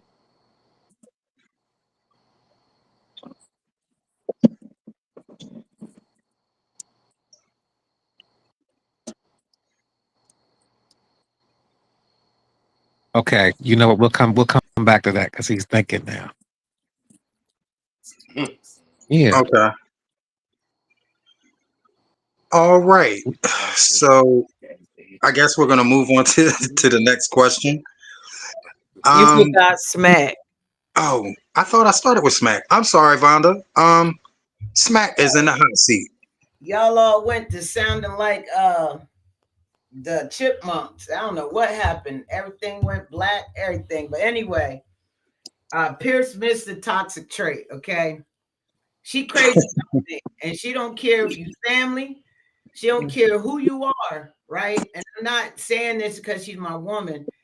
She, like she said, she'll zone out. She definitely will, because she tells me I have blinders on, so I don't see a lot that she sees, That's a toxic trait. and that's a toxic trait for me. I have blinders on. You know, I just see the world different than most people, and I'm sort of like a peacemaker. But when you start hearing, you know, things, you kind of, have to. I just learned how to remove the blinders on some things. But one of my toxic traits is I'm very and I don't know if she sees it as toxic, but I'm very protective. I don't even like people talking. If I don't know you, I'm gonna be all up in it. See what you're talking to her about if you've been talking too long. You know, I'm all about that energy. If I don't know you, and I know most people in her circle, so I'm very protective. I ask her a lot of questions. I want to make sure she's like, you're on your way home, and she's not used to that, but that's my toxic trait, is wanting to know where she is. Um, but she lays me out about it. You're too blunt. Tell that. Oh yeah, I'm very blunt, and sometimes You hurt people I hurt feelings. people's feelings. That's just what she's been told. I'm just too What you blunt. do to the DJ, you be hurting people feelings. I didn't mean to do. Hold on, hold on. I gotta save myself here because you came to me, Queen. You know what I'm saying? My No, baby. you was by me. You saw my face, and I said, "I'm about to," Yeah, she and was you was about to. like, I didn't like. "Stop." I told her to stop, but I said I'll handle it. But at the same token, when my girl is upset and it's a special day for us, I was very blunt. I wasn't that, hey, how you doing? I wasn't that. So they got to see a side of me that a lot of people don't see. You understand what I'm saying? Like I think I was pushed to the limit because she wasn't happy on our special day and our special moment that was supposed to happen in like 20 minutes, and you know what I'm saying? And so that person saw a side of me that they never saw of me, which is the bluntness, the sternness, and I guess I did apologize Not because they really. did not. Nobody's ever seen that part. Tim, I think you may have because we've grown up together, but Mm-hmm. I don't know if anyone else has saw it. But it's Sunday. I was very blunt, and hey, it is what it is. But I did apologize. It was very interesting, but we understood. Oh, you were there when that I happened? was. I I didn't. Where was understand. she at? Everybody know that you got. We we we were aware. How were you aware? You were outside. Everybody was talking about it, We Vonda. were aware. Vonda, I heard about it It's and I was okay in bed though. It was sick. your day. What? I was in bed It sick was and your I heard day. about It's okay. it. Let's go on. I'm done. I don't believe that. Everybody knows it. I mean, we knew. It's okay. It's okay. About my bluntness. No, about you going off on a About that DJ. DJ. situation. Oh well, shoot. Yeah, somebody had to say something. Like Jay Somebody said, did. very aware. We're very aware. You can't hold time. Oh, she was crying. Oh, yeah. Jay's Jay's comments have been taking me out. Jay was there too. Jay was Jay seen it too. Jay saw it too. Hey, Kalani, this is all I'm gonna say. If anybody should have been crying, it should have been Peirrce and the board of IME. I'm keeping it real, so I didn't see So all the true. crying. I was upstairs getting dressed. Ain't got time. You taking me I out. was I in my think you own have little proven purple. your point, Vonda. Toxic. Okay, so Smack was the last one for that round. Okay, so I guess I'm in the hot seat. Um, I have two toxic traits, and I think one is a positive, and I think one is a negative. Even though the positive can cause a negative result. Um, I was the only male in my household, so I was raised to handle and cater to females a certain way. Um, with me also being the only male in the house, I was forced into a low key parental role as a very young child. So I was raised to be a provider. I was raised to take care of everything. And whereas that's a positive thing, when you are attached to the wrong person doing those things, uh, you, you end up you really end up getting hurt. If you're with the wrong person that takes your kindness as weakness and not as a blessing, you're definitely you're gonna get hurt. Because I was the type of person that I really was raised to believe if you love people, they will love you back. And if somebody's going through something, you support them and you love them through, and you do not give up on them. If it's somebody that you care about and it's somebody that you love, you do not give up on them. And that's why my last relationship lasted 3.5 years, because even though I was getting lumped the fuck up like Martin on that Tommy Hearns episode, um, I cared so much that I couldn't give up on my relationship. My second toxic trait is I'm a very laid back person. I'm an artistic person. I have a sense of humor that you wouldn't believe. But baby, if you push too many of the wrong fucking buttons with Timothy, and it's something that my enemies used to use against me as a youth, because they knew if they fucked with me enough, they didn't have to do anything to me. I would overreact and do it to myself. So that's a toxic trait that I had to learn how to control, that people, so that people would stop being able to use it to control me. Yeah, those are my toxic traits. Those are the ones that I'm aware of. I But got one that you got that you forgetting. what's that? Tim will come for you over his friends. Like, remember you came for me over Von? You jumped in my inbox. Tim is confrontational. What was it about though? If it's somebody I love, damn right, I'll go head Tim up with a jumped Mack in truck. my inbox with me and Vonda. He thought we was in a serious relationship.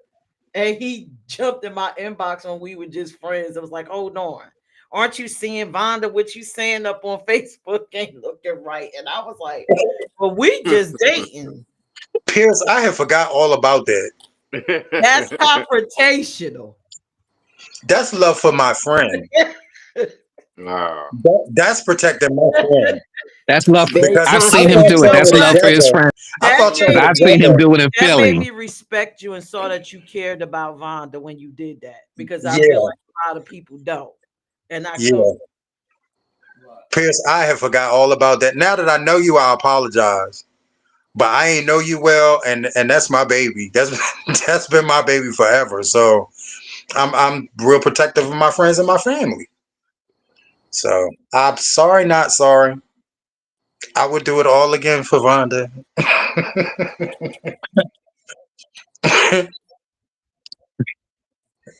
Oh, oh, shh. Um, yeah, I can be confrontational, but it's not something that's part of my everyday mentality. Like I said, you have to push buttons with me to get me there. You know what I'm saying? I'm not gonna snap at you or want to jump on you over small things or the slightest little thing. If somebody, if you see me pissed off, if anybody who knows me sees me pissed off, the first thing they ask is who did something to him. So, but what is a positive thing that came out of being in a toxic situationship or relationship? What is a positive thing that ended up coming out of a relationship that started off toxic? I want to start off with Donna. A positive thing. Um, I the positive thing for me is to look for the things in others that I had dealt with the toxic relationship. And also be more, because I'm very giving, caring. So I think it was more so to just look for the signs of that type of behavior that I dealt with in that one toxic relationship, and to not let nobody, just say anything to me because they want to, or get over on me. And yeah, and I learned to, like, give, but there's steps to, like, girlfriend, wife, so, and I tried to do for whoever, and give my all, but I've learned to see the signs, and I learned to let people not just say anything and be mean to me just because they want to, and show that, I love the person, and then I'm willing to be there for them, but you gotta give the same back to me. So Okay. All right, Donna. Let's try Kaylani.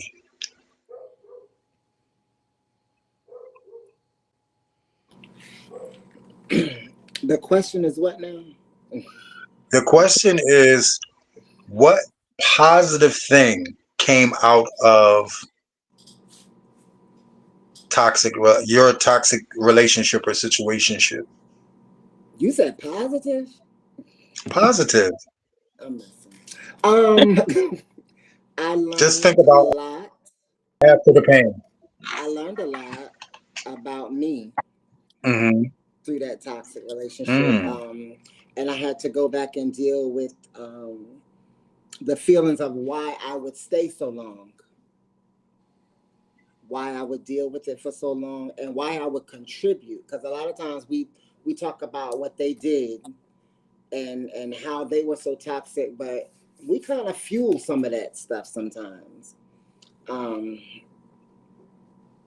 so yeah, I learned a lot. That's the positive. I make better decisions. I usually can see things from the beginning now because I don't do no compromising. I think sometimes we kind of just Oh, that'll get better. Oh, that's just them. No, sometimes you just, some things are prerequisite to what life is going to be like with that individual. And we kind of just go on, and that's not just romantically, even with family and friends. I noticed that with people that we love, we have a better longevity of tolerance for them when we should be cutting them off just as quick as somebody we don't know because of their lack of respect and their lack of empathy. So I think the positive is recognizing when um, life can get toxic with a certain situation or a certain individual, when you can recognize it from the beginning and eliminate yourself from it before it gets to that level. So that is the positive for me, making better decisions. And that was really a positive. Mhm. That was really a positive, Miss Kaline. Um, let's go to Peirce.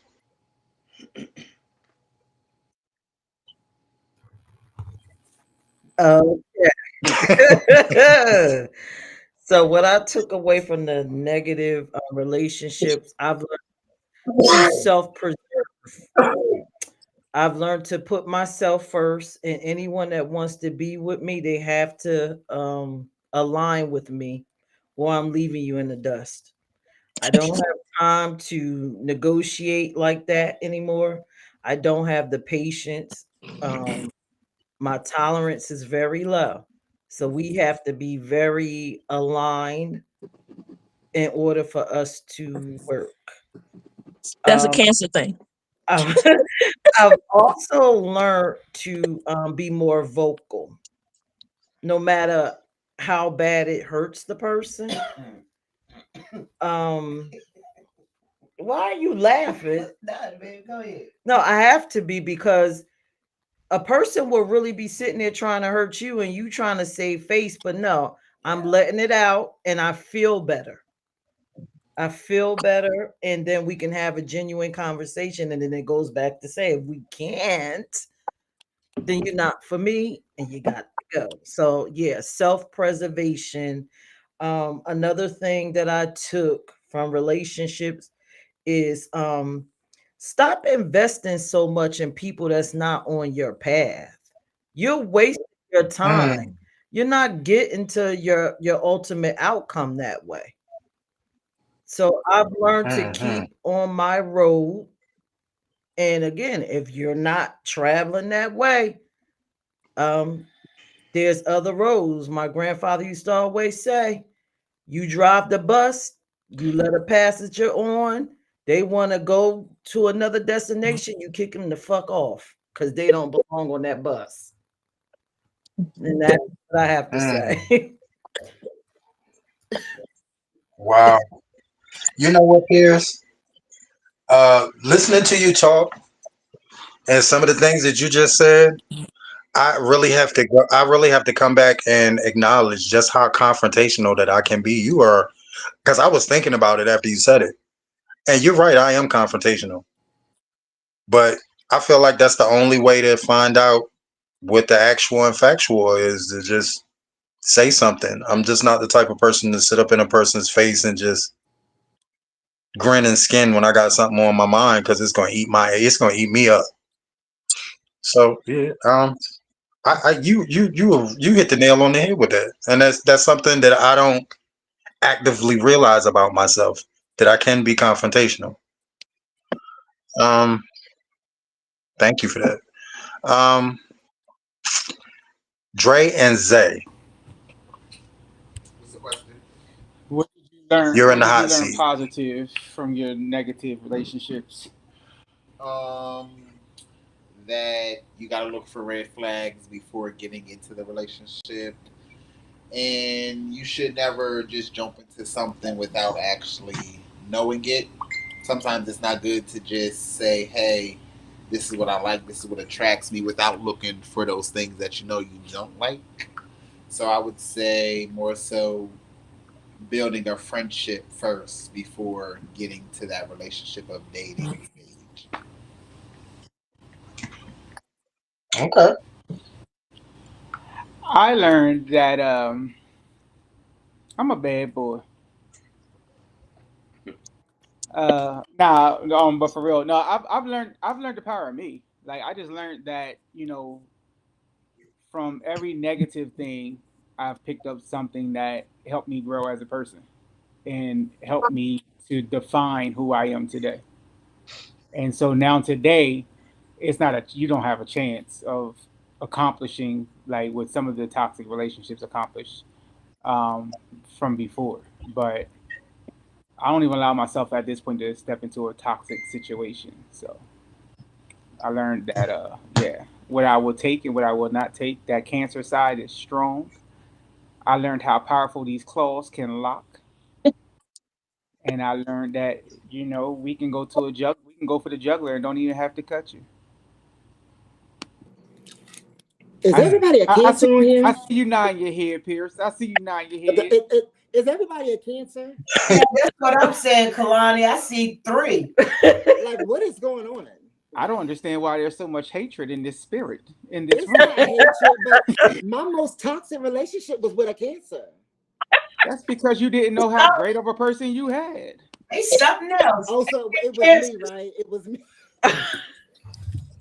I'm weak. I'm weak. Cancers, y'all are so toxic. We are not I gotta toxic tell at y'all the all. truth. Y'all are toxic Cancers are people. not But it's toxic. Cancers know what we want and what we will not settle for.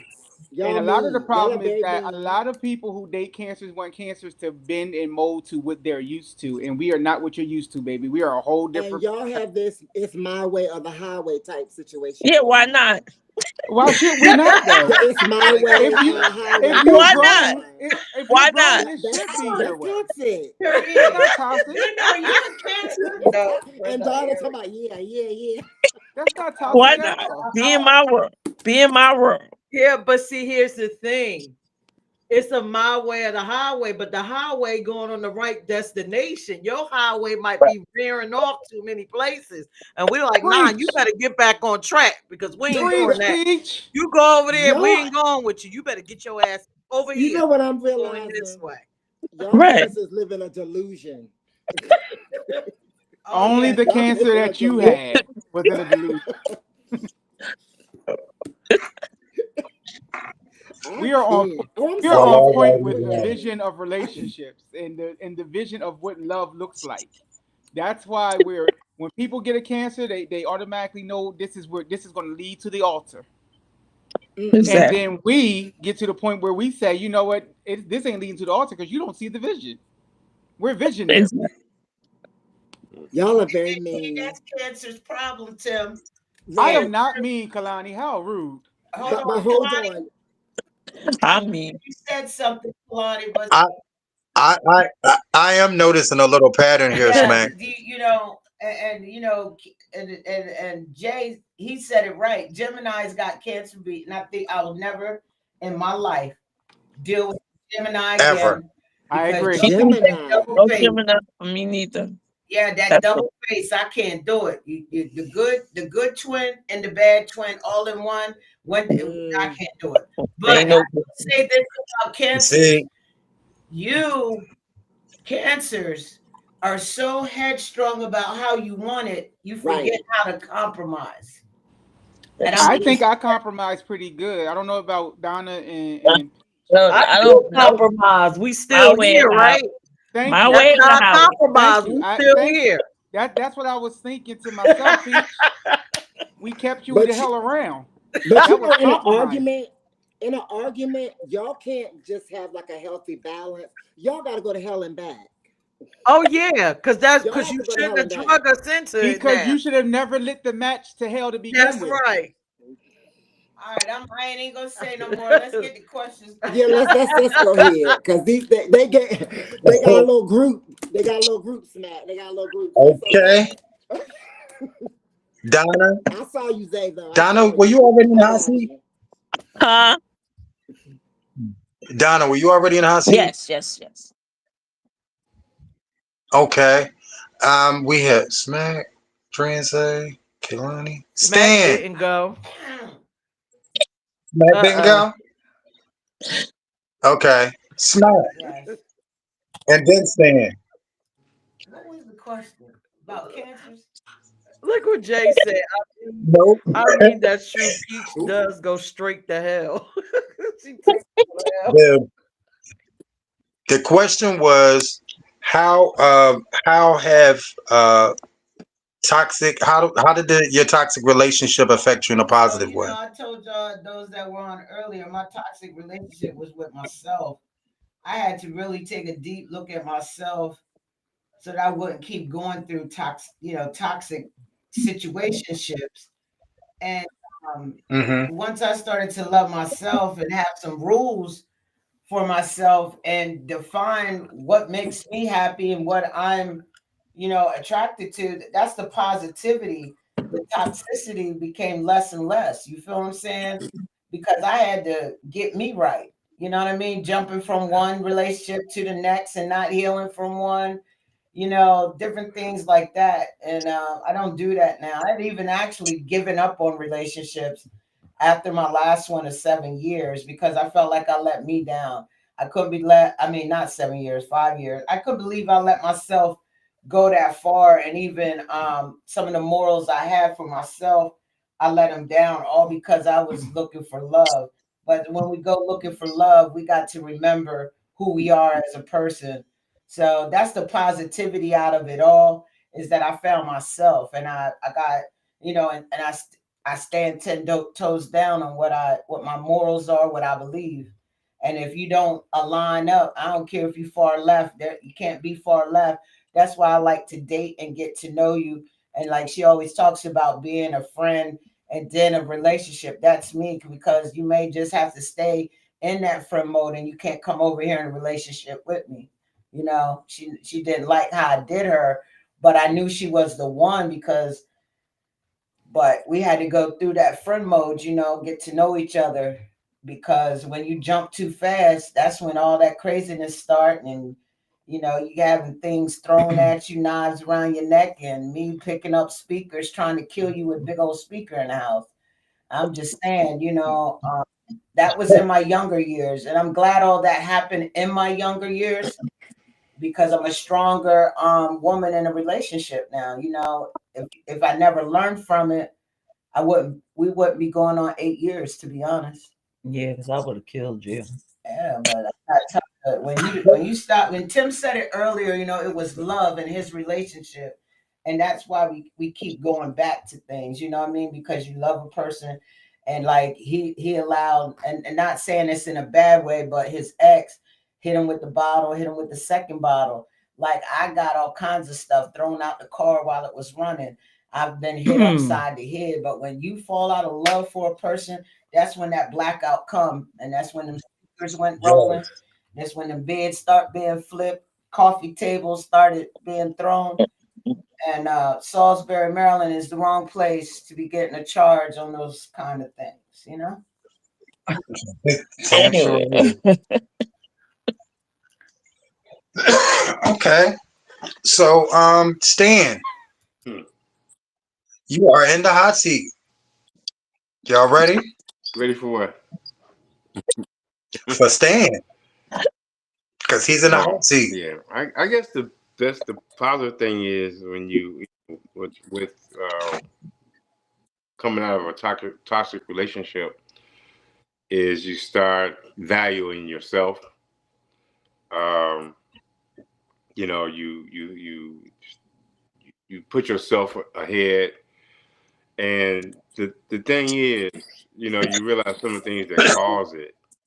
You when you enter a relationship, it's just like when you're dating somebody. It's like me personally.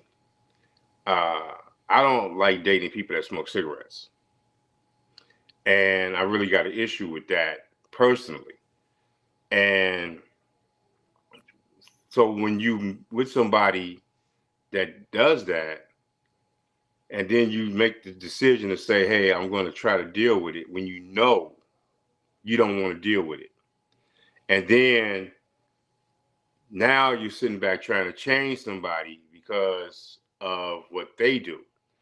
If you're going to enter the relationship and you see that that's what they do, you know they're not going to stop. And the bottom line is, don't try to change anybody.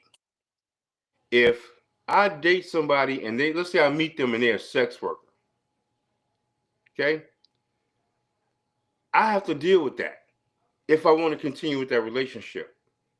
And if they enjoy doing it, then it's one of the things I have to accept. Because once you start trying to change people, that's where all your issues are. And then when you sit back and say, well, I'm going to go ahead and try to deal with something I'm not comfortable with, these are all things that could be avoided. Because if I change for you and then something else comes up, and the first thing I'm going to say to you is, I changed for you. I gave this up for you. I don't ever want to hear that coming from nobody.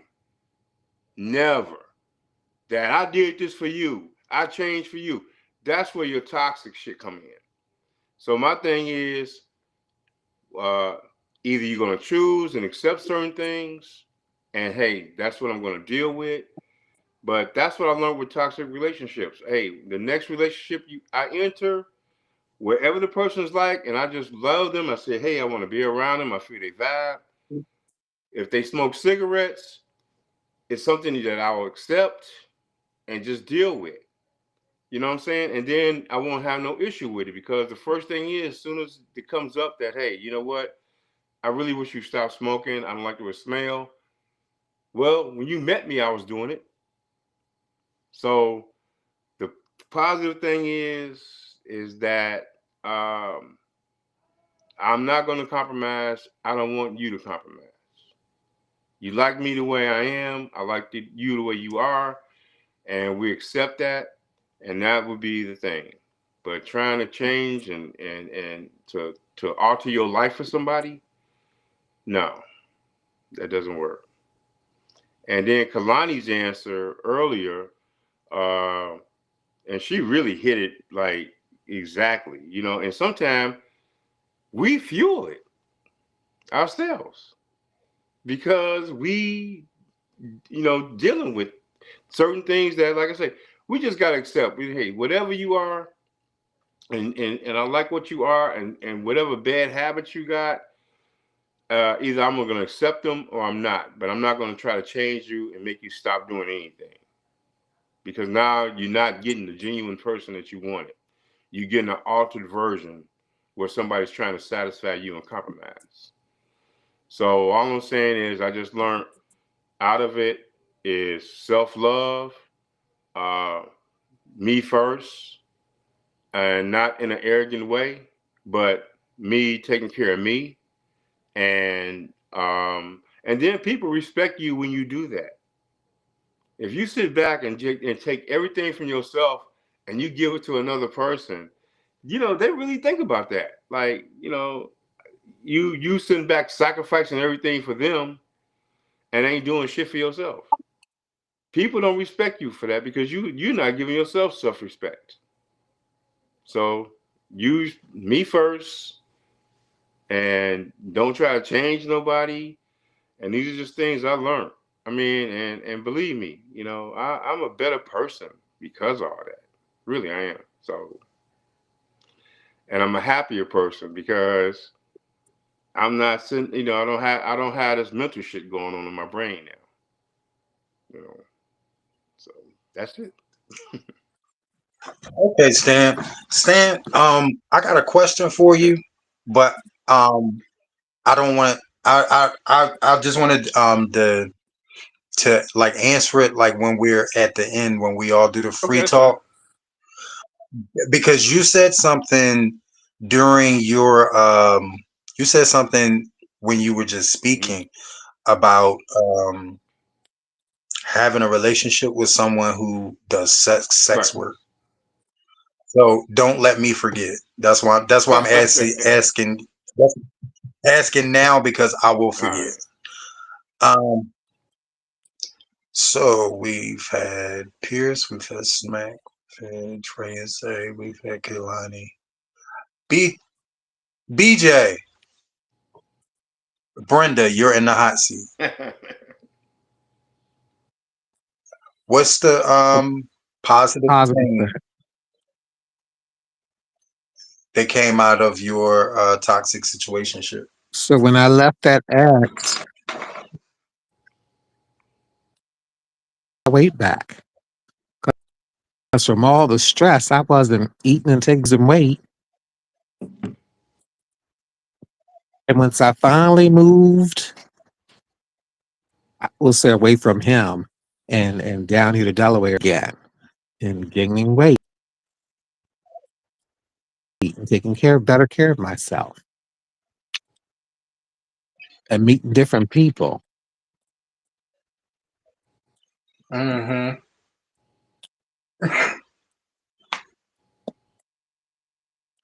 That's your Yes, answer. Okay. that's my answer. And that was everybody, correct?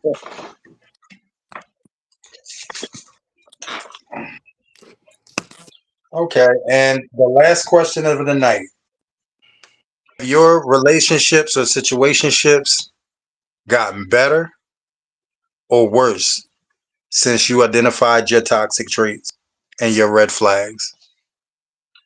Has your relationship gotten better or worse? Wait a minute. I didn't answer, did I? um. So before we move on to that question, I'm gonna go ahead and answer the question real quick as part of the panel. Um, I learned to stop expecting everybody to be me. Just because I'm a loving person, just because I fend for the people that I love, just because I go hard for people I love, I had to realize just because that's me and that's what's in me to do, that everybody is not that way. Because I constantly found myself saying, I would never do that to you. And it wasn't until the day that it dawned on me that person is not you. So they're not going to care the way you do. And they're not going to converse the way they do. They're not going to communicate. They're not going to do anything the way that you do, because that's not you. And that's not an expectation that you should fairly put on people. You shouldn't automatically assume that everybody's going to do what you do, feel how you feel, see things the way you see things. Um, it just made me learn how to look for the red flags. And it made me really start to appreciate good company when I was in good company. You know, um, it made me start paying attention to people's energies and making decisions. Decisive decisions. It had me making decisions, better decisions about who I allowed in my space, who I allowed to get close to me, who I allowed to get to know me, and eventually who even has any type of access to me. So I learned how to protect myself from the things, the toxic situationships that I was in. Um, and it taught me how to love the next person better. You know, I haven't been in another relationship since that relationship, but I've dated, and it just made me more well rounded in being able to please somebody without giving them every fucking thing. Because people really don't appreciate you when you give them everything, when they don't have to work for anything. People don't appreciate you. You could give them the world, and that person will be still not content. So that's my answer. But we're gonna move along to the final question. Excuse me. What are the positive? Have your relationships gotten better? Your relationships or your situationships, have they gotten better or worse since you realized your toxic traits? I'm gonna start off with Peirrce.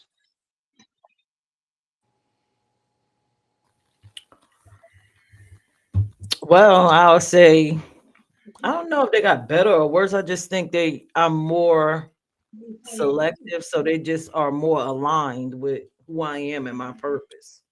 So I guess Mhm. would that be better? Yeah, because it's same for me. Yeah, Same answer. Yeah, it's not nothing really changed, just aligned. Yeah. And me and her function the same way. We got the same goals, and we just, like I said, we get on that bus and we keep that bus trucking. I Now it's can't just, see for y'all. yeah, and it's just a matter of who we let on our bus. And if they work, they work. If they don't, we kick them the fuck off. Well, I kick them off. Smack try to rehabilitate them and all this other stuff before they get kicked off. I'm like, nah, no They rehab. gotta go. Get them off.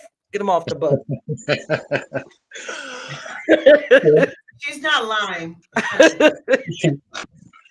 Oh, that was a good answer. Um, let's go with Dre and Zay. Um, I feel like through everything we've been through, we're better now. Um, I think we both like learned a lot from previous relationships, and we're very big on communication now. That was not me at first. Let me make that point clear. I was more like, if I talk, it's because you need to listen. But I've learned to kind of listen more now, and then we move forward. So I think we're pretty good. If I'm gonna let him answer for himself, but yeah, in my eyes, things have gotten better. Xavier. Mm, things they changed definitely. Uh, I would say some for the better. I ain't gonna say none for the worse, but for the most part, it's still a little bit of something that's missing. But for the most part, it's together. It's my Okay. trait that just can't seem to leave. I agree. Okay. uh, Kaylani, you're in the hot seat. Before I answer, I just want to be an advocate. Anybody dating a Cancer on here, blink one if you're okay. Blink twice if you need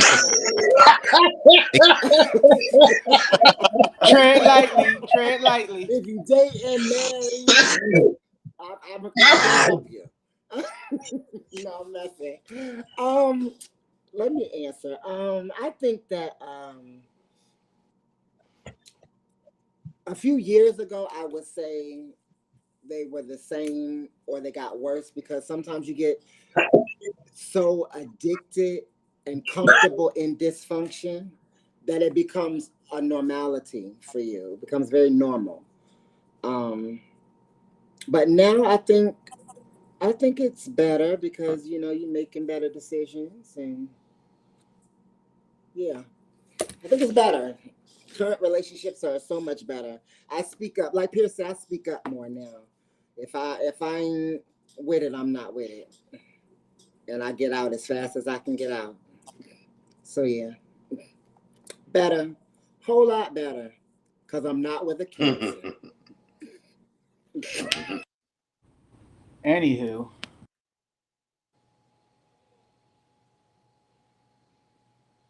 You are on mute. What are you saying?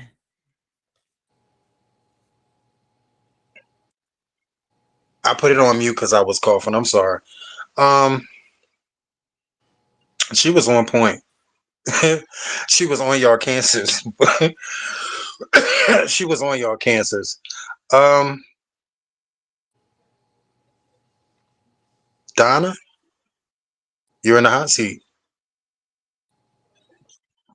Donna's not in here. Okay.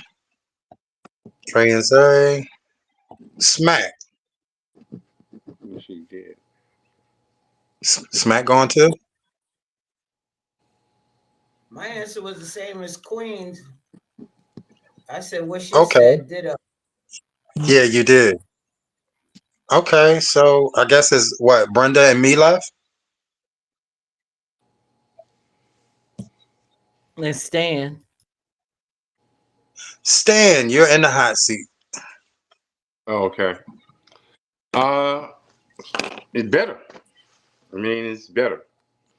So, better person.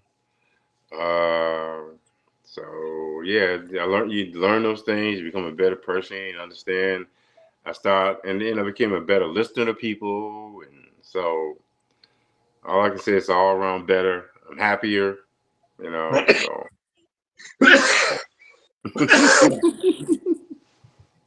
All right, so it seems like overall everybody grew past and learned from their experiences.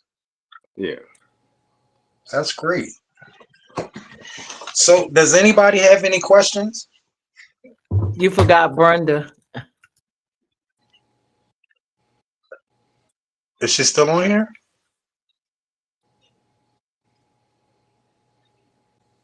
When I call her, Hello. hey Brenda, you're in the hot seat, sweetheart. See, forgot about the old person. I know. I say I agree. It's So, better because you know I'm being now all I'm dating. Now I'm dating an Aries, just like me, and it's funny because a lot of the things that he went through in his relationship, I can see I went through. So we're actually learning from each other. Um, Sometimes I think that he doesn't hear me. mm, He does, but yeah, it's been better. It's yeah, I agree with everybody else. It's better now. So yeah, okay. So it seems like that, despite everybody's experiences, despite everybody's traumas, it seems like all of these experiences eventually took us to a better place or led to us realizing certain things about ourselves that made our lives better or our relationships, the situationships better. Um, it was this was like a really interesting show, and I kind of rearranged some of the questions in different ways than we're normally um, than we normally do, because normally we reflect we cast a reflection on our situations and the people that cause them. We don't really acknowledge the faults within ourselves too often. So it is just like every show. I learn more and more about everybody on the cast, and I fall in love with everybody on the cast like that much more. Um, y'all are just an amazing group of people. I enjoyed the show tonight. I enjoy working with y'all. Peirrce, this is all Uh-huh. yours. Open All open right. So floor. open floor. Does anybody have any questions for each other? Did you learn anything different about one another tonight? I was just wondering if, like, do y'all agree with or don't agree with the fact that whether you single or non-single, you still have toxic traits inside of yourself? Oh yes, yeah, Yeah. absolutely. Toxic is toxic. For sure. Right. It's Yeah, I it's think that they are nothing. just more highlighted when you're in a relationship because you have interaction with someone. Hmm. Right. But you Right. definitely I got agree. it. right, right. But are they toxic though? Because I'm a firm believer that you may be toxic to one person, but with another person, you're perfect for them. Right. Perfect. That's true because But are That, you everybody that has really Exactly. that is perfect to different that definitely true. Yeah. person, or you just putting your toxic aside?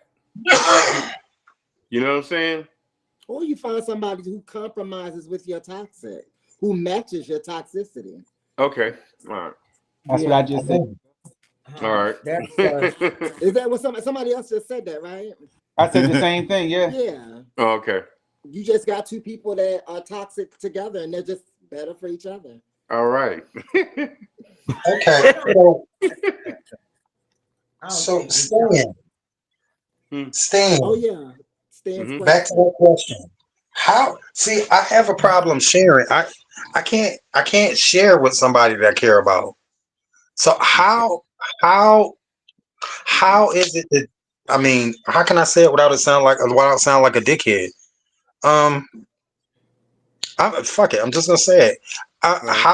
How do you date someone who's in the sex industry, because I met some Easy. beautiful people. I met some beautiful people, but I could not take that somebody else will be touching on my other half for a living. It's just Um, sex. Yes, it's just sex. That's what it's my But, mom said. but okay, It's so if sex. me and Vonda were to go in the other room and have sex, you would be cool with that? Because That it's would just never sex. happen. Say it. Hey, Hold on it's just now. a Wait, question. That's a little extreme. Hold on. he's talking um, about dating. Like he I would, if me and Vonda had a conversation and I knew that was her job, I'm respecting it. It is what it is. That's what you do. The right. problem for me is if you're unprotected and if you're hiding it, then I got a problem. In a right. relationship, me and you supposed to have a conversation to say, this is who I am, this is what I'm into, this is what I'm doing, and then we compromise. If I'm not with it, then I'm not with it. Yeah, I mean, I comprehend all that. I was Yeah. just asking Stan personally how he does it. Like, I because mean, I'm not dating a sex worker. I have, yeah, and I've dated two sex workers before, and But they were in sex relationships with workers them. when you met them, right? Yes. Yeah, okay. Oh yeah. And when I they were sex workers when I met them, so I accepted that. The only issue I ever had with it is I wasn't concerned so much about um, the sex they were having, but it was like we could be like chilling out and shit, and then a client will call, and then we have to stop doing what we're doing. I'll go into Yeah. another room and then let her right, take care of her shit. It's a And 24-hour yeah, job. then, that was the only thing that was the issue. And then the part where she have to come back and feel like I don't want him to feel insecure, like this man fucked me better than he fucked me. And so she would go out her way to like let me know. It became phony. Like, and I know I ain't the greatest guy out there fucking nobody. And I know she was dating guys that were banging the fuck out of her.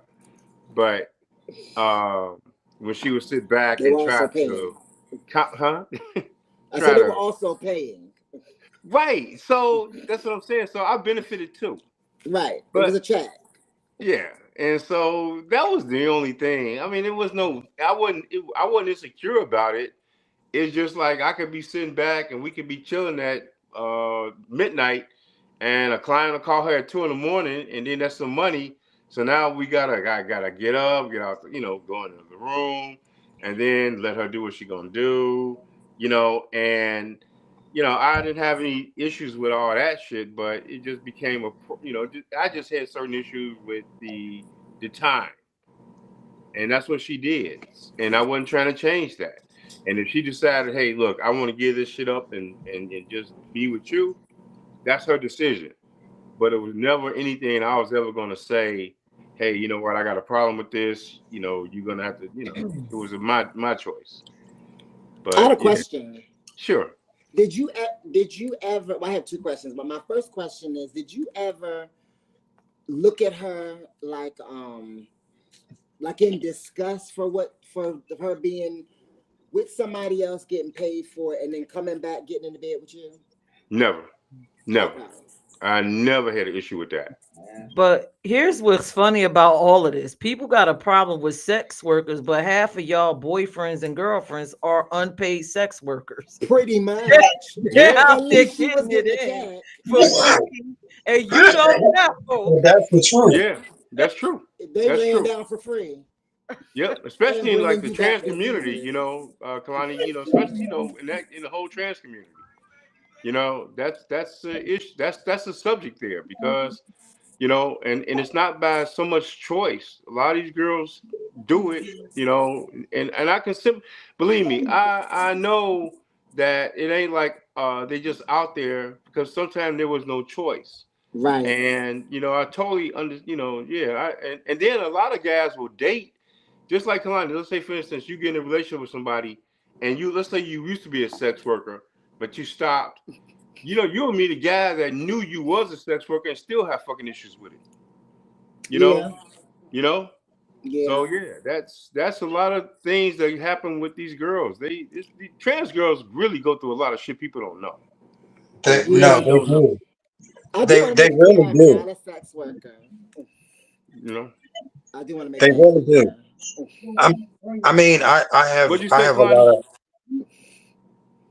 I said I just want to make that clear. I'm not a sex worker. Oh, okay. Yeah. But I do understand, where they come from, where they be coming from. I got a question for you though. My second question was, Mhm. would you feel differently if you were dating someone and they wanted to do sex work after you dated them? Like after you were in a relationship with them. They wasn't a sex worker at first, but now the wheels are starting to turn. They know how much money they can make, things like that. How would you feel about that? All right. You know what? That's a great question too. Now, I don't know if you all knew there's a thing called Hush Night that goes on in Atlanta, Oh, hush night. and that's trans strippers. I'm one of the guys that created that. Um, Why am I not and surprised? yeah, but come on, Clonny. No, So, I'm saying I can see you doing that. and I didn't mean it like that. I stopped doing it, but I was one of the creators. Me and another guy. We came up with Hush Night, and Mm-hmm. it was a trans stripper night. And right now he's continuing doing it. I stopped doing it because of the fact that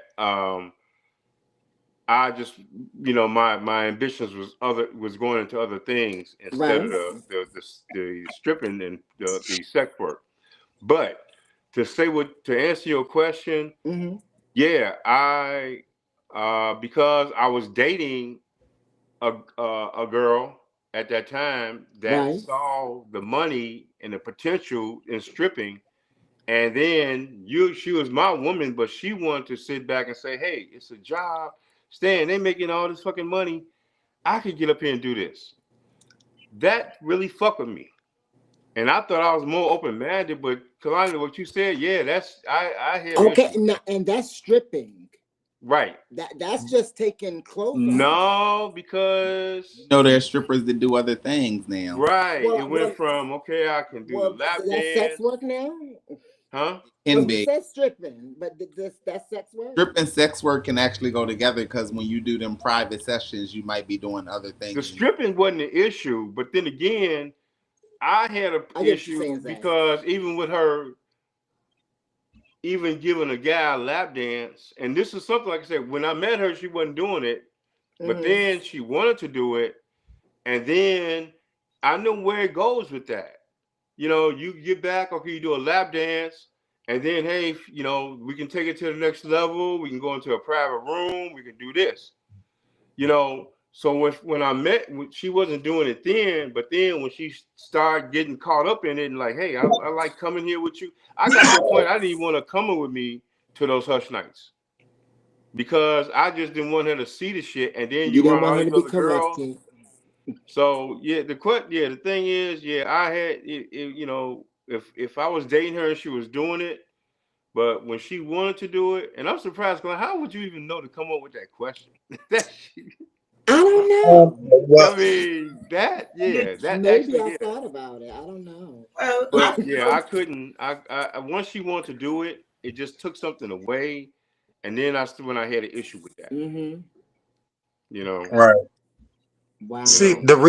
the reason I asked is because I have a lot of associates that are sex workers. Hmm.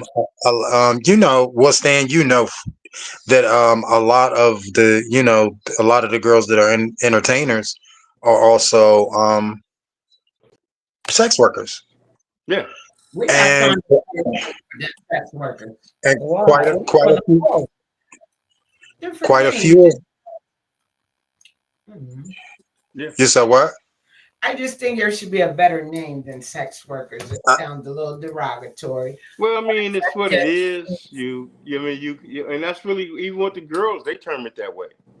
They even use that terminology. yeah, I was getting ready to say that's what Yeah, they call because some of them themselves. don't make enough money for them to be called escorts. Well, they really, when you look at an I mean, escort, Let me finish what I was saying, y'all, because I yeah, guess that's the toxic trait in me. I don't want our community looking at it in a derogatory way. I wish we could find a better name that better suits it. I just think prostitution, sex worker, it prostitution. sounds like prostitution. prostitution. And then that's Well, what it is. And actually, Sex that sex worker work. is the That's better what it name. is. and Yeah, sex worker is the chosen terminology for Let she I, prostitution answer now. what she was saying So though. it's Hmm? yeah, let me finish what I'm saying. But I'm saying, like, if you in a relationship, this is just how I feel. If you in a relationship and your other half wants to turn to sex working to be a sex worker, then that means that you're not doing your job. That's how I feel. If they have to turn to sex working in order to make ends meet in the house, one of the two need to get out there and either get a second job. This is just how I feel. This is my opinion. Right. If we got to turn to sex working to make ends meet in the house, or are we turning to sex working because we want to feel something different than what we getting at home? If you're in a relationship and you weren't a sex worker before then, you know what I mean? And you're in a relationship with someone and you only doing it to make, ends meet in the household. There's too many jobs out here that you can do without becoming a sex You worker. This is just my opinion. Well, really smack. But just not That's in the not. trans community, It's hard Vonda. well, for people to Not get in the the trans Vonda. job. community. Here's one thing. Here's one thing that you have to realize that every trans girl is not passable. Every trans girl can't change their name and go and work in every environment Yeah. safely. And I do Okay, agree with you though. everything that you're saying, I understand, right? But that's the point of A partner. the But no, sometimes smack. It ain't even about. It ain't about. Okay, I'm going to do this, put foot on the table, and that my man ain't doing nothing. finish. Some people She just wanna find it. That she some wanna people just finish She what find she's it. wasn't saying. done. She wasn't done. Yeah, Oh, I I'm sorry. wasn't done. I hate being cut off. I just want to let everybody know that I just think that when you're in a relationship, your other half, just as like Peirrce, and just to say she should not have to stoop to that to make ends meet. If anything, let me go out here and get the job. Let me go out here and get some training. Let me provide for us. I don't want you to have to do that. See, smack. What you're doing now, you're belittling what people are doing. They I'm not not. necessarily And they I not necessarily doing it because it's like, oh, I got to stoop to this low. It ain't stooping to nothing. Some people find excitement and do it. There's money in it. Some people want to do it. You can't down. I'm talking I about don't the think she You I don't can't think relationship down she's people down part. on saying, this thing. well, She you just putting stooping two low to do sides this. to it. No. I'm talking about the That's her relationship opinion. part. Yeah, It's just, she and I said, this is how I feel. If I'm Right. in a relationship, Right. you off on your own, you got to do what you got to do. But Right. when you're committed to someone and you're in a relationship and you're out there going to do sex work because you enjoy it, because I just don't think that's right. I think the other person in the relationship, if they can't secure the job and you didn't meet them during sex working, they Mm-hmm. shouldn't have to go and do something that they're not used to, that they've never had to do before. The other half need to pull their weight. Absolutely. That That's makes all I'm I saying. get that. Now that's not belittling. it's not. No. But what I'm That's saying is, having it relationship goals. Because I said relationship. You're right. committed in one. She didn't say people that are just out All right. here. Well, you know what? I'm done. I'm not. You're right. Yeah, I'm. It's I not, I think can't to put it say in it. perspective, she's saying that when you're in a relationship, somebody, if you're in, it's a partnership. So nobody should have to go do something like that to make ends meet or to bring money in. If you're doing it for fun, that's one thing. If you're doing it, because you want to do it and you want to make money, whatever. But to have to do it should not be a necessity or a requirement for you to have to go out there and make it happen like that. I understand what she's saying. Stan, what you're saying is trans women everywhere, we have to do things that most people, would probably look at and be like, what the heck? But we have to do what we got to do. I mean, everybody's not passable. Everybody can't work where, the rest of us work at. it's rough out here, and in no way are we trying to say that sex work is bottom of the barrel or it's bad work, because people got to do what they got to do. Um, I've always commended people who do it, because there's been time I've done it for free and didn't get no pleasure out of it. They got pleasure and I didn't. I should have been paid. Yeah. So I mean, at least they understand their worth to that extent to say, hey, I'm not gonna do this and just let you get pleasure and then I leave with nothing. So Got you. yeah. Stan, It is what it is. I didn't Stan, mean to make it a sex work thing, but yeah, whatever. the reason why I asked the question is because I just wanted to check myself and not just make sure that I wasn't being selfish or, you know what I'm saying, uh, having a Selfish. lack of empathy. Because I didn't want to date somebody who I don't believe in sharing the person that I'm with. If I gotta share you, then we can just be friends with benefits, or we can just be fuck I buddies. don't know. But You don't think in your mind you could separate that that's a That's what I job? was about to say. The problem, You the understand what I'm problem saying? is society has put a stigma on sex work. Sex work has been a career before any of the things we are doing now. So I don't know And why it's not people going out of look at well, it business. that way. well, but but that's not the angle that I'm coming from because I got people in my family that are sex workers, my blood family. So that's not the angle that I'm coming from. But could you date My thing somebody who is did sex work? no, because I You was can't raised separate it? I was raised like this. If you are a committed relationship, nobody is supposed to have access to certain things but your other half. Should nobody be touching on you? Should nobody be fucking on you? And I shouldn't have to share. I get that. And that's my comfort zone for a relationship. I don't look down on sex workers because when I go out here, and Brenda will tell you, a third of the girls in every show are out hustling after the shows, and these are my good friends from 20 to 30 years. You know It's what a I'm saying? So hustle. I don't have a problem with sex workers, and I actually do understand the angle as to why some of them are out there. But I was asking for myself just to make sure that I wasn't being selfish, or some people can't think outside of their frame of thought, and their frame of thought is the end, and that's it. I'm not one of those type of people. I'm the type of person that sits back and look at a situation, and then I'll bounce it around in my head, and then I immediately start asking questions so that I can comprehend it, build my knowledge on Hmm. it, and not offend anybody or put my fucking foot in my mouth. So, So, so everybody who can't date a sex worker doesn't look down on sex workers. It's not about the that's sex work, it's about somebody else touching the so person your that's answer is mine. no to my question? That you Yeah, cannot I guess. separate that this is a job and this is my partner. It's not about the job, it's about another man touching mine. But It's that about is the another man job. fucking That is mine. the job.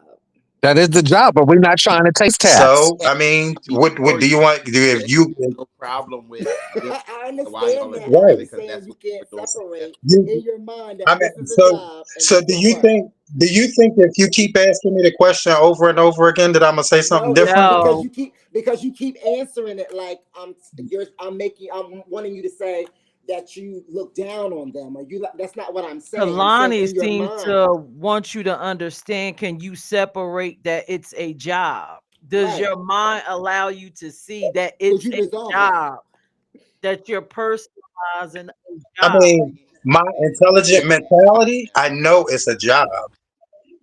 I know it's a job. I mean, I just told y'all that I have friends that have done this. When I was in ballroom houses, I would actually go out on the stroll with my sisters Yeah, but and it's protect it's them while they were different. It's turning trick. different from From a them doing it relationship than the point. person that you're sleeping. Okay. But my point is, no, I don't look down on sex workers. Kalani, you're not going to get what you want because he doesn't look at it that way. You're I'm not just going to get asking. that. I just want to know. You're not Can going you, to in get your what. mind, separate that this Right. is a job No, he's not. Apparently He not. and doesn't this get is a He it. person? can't. He's He not. can't. He's not Don't going to look Can't. down. I separate don't it. need you to look down on him. I don't need you to Nope, feel bad. neither. I just need to know, can you resolve in your mind, this is sex, yes, but it's a job and this is the person over here. Right. No. Can there be a separation? Yeah, that for me it can be a separation because if that's what you decide, that's what you do to make your money. I look at it different if I'm in a relationship and the Mhm. person that I'm that I Right, did not meet you in that right. aspect, and now you think you need to go out here and sell your body to make money to make ends meet. Nah, let me get out here, and if I gotta work 4 damn jobs, I'm gonna do that so you don't have to do that. But that's not what Kalani's Yeah, I saying. know, but I told her I can separate the two. Right. But what if you met them and their job was being a But sex? that's what she's saying. If Even if I she met met them him, and she that probably was wouldn't their deal with him. job, that's not someone whom I can be with Right. I can because I'm not. I'm being honest. I could not. I've I've had been attracted to girls stripping in the club, but I never wanted them to be my girl because it's not They just everybody's girl. me and her. It's whoever There, they're that's the paying her point. the money. And even if I had a friend who dated a stripper and their relationship ain't last because the expressions that would be on her face, even though they may have been fake or whatever, the person she was really in a relationship with saw that she had more excitement pleasing someone else than pleasing her own woman. So that relationship didn't last. I couldn't do that because of the stories I've heard. I that's just not me. Vonda, I'm a sex worker. No, you're not. And I don't think I can't speak for all of them. I know some Now of them. listen here, Miss Minnie, don't start no shit over there. I can speak for some of them, not all of them. But a lot of times people think that it's the excitement of being with someone else. Money makes them come. If Right. I, if I may, A lot of these girls, it's Yeah, a lot it's of that girls money. that is do true. sex work, People are That's true. they motivated by deal that. with people they would never deal with. Yeah, They deal with people that they deal with some To make to their disgusting make ass the point. money. motherfuckers and sit back and do some shit that I say there's not no amount of money that'll make me sit back and fuck with certain people, and they'll Yeah, do it. So yeah. so Everybody it's a has lot, types, I think, though. you know, and I just so it's, I think this needs to. Well, no, let's not make this a topic because this it can get. should be though, really, That But it would be should be because it I think, should be a topic. and I topic, think that you should hear from people who are in the life, who have been in the right? life, who have done it. Because I can't speak for them because I've never had to do it. I've never Kalani, been you in a hit on the situation head where I had to. exactly. So, It's a but I topic, just know some of the things that they deal with. So yeah, but it should be a topic. You should talk to some of them to and get their I perspective know on I it. know I know I knew like girls that I know one girl right now that swore up and down. I would never sit back and be a stripper, and I would never do this. You If don't I know had to what you'll work a do. job and make $7 an hour, I'll do that before I do that. She's one of the biggest girls out here right fucking now. That Making I mean, money. and vow and then would say, I don't care, Stan, whatever. I if I had to make $7 an hour, I would never do my body and sacrifice myself. Shit, she didn't spend $15,000 on some tits and some ass, and is out here one of the 15,000. biggest Where girls she right got now. that? And she didn't do it because of necessity and being broke and shit. She did it because it's a job that makes a lot of fucking money. It wasn't It's like, money oh, I'm in it. poor and broke. It's money. You know, Magic City out here. These girls are making $8,000, $9,000 a week. It ain't You're because always they gonna have a broke your job. shit. They doing it because it's money. And then guess what? They got husbands and boyfriends that can separate it and say, hey, shit, my bitch is going to work. That's her Hey, job. And do bring it. it. I'm with it. Do what you got to do. And if you Exactly. gotta leave people in the dust because they can't accept you, leave them in the dust. It's all individual choices. Hey, it's somebody for everybody, I guess. Yeah. You know. So anyway. Any other questions that the panel has for each other based off of what you heard tonight, or you can't believe that the person is the way they are, the people that everything you heard? Oh, I do want to clear one thing again. I'm not You're a not a sex sex worker. worker. I'm not a sex worker. That is what your Kalani, we page know. said. I'm not. I think studs would make excellent sex workers. They don't use their own body parts. They could just pull out the dildo and That's true. That's true. Hmm. Mm, I'm in the Well, wrong there's some that business. do now. There's a lot to do. There's a lot to do. A Look at lot of Smack like, what in the world? Look at Vonda is like, what in the world? there's a lot of them that I do. mean, I know a few. I know a few in Philly who get the job done. Shoot. Yeah. I do have a question, Vonda. Smack. smack. Did you know she thought like this when you walked down the aisle Sunday? Did you know Peirce was thinking like this? So I know how to bring her back to Queen. That's why I talk about that cancer stuff. Yeah, That cancer zodiac off the chain, man. That yeah. that I'm, that I'm that, looking that is blink once personal for cancer okay, trait. blink You will twice not for put that on yeah. all cancers. Man. Look, Mm. tell her to keep that Miss Minnie packed up somewhere else, right? That's right. I love y'all. Y'all so crazy. Y'all too much, man. But Check these it are, out. but you know what?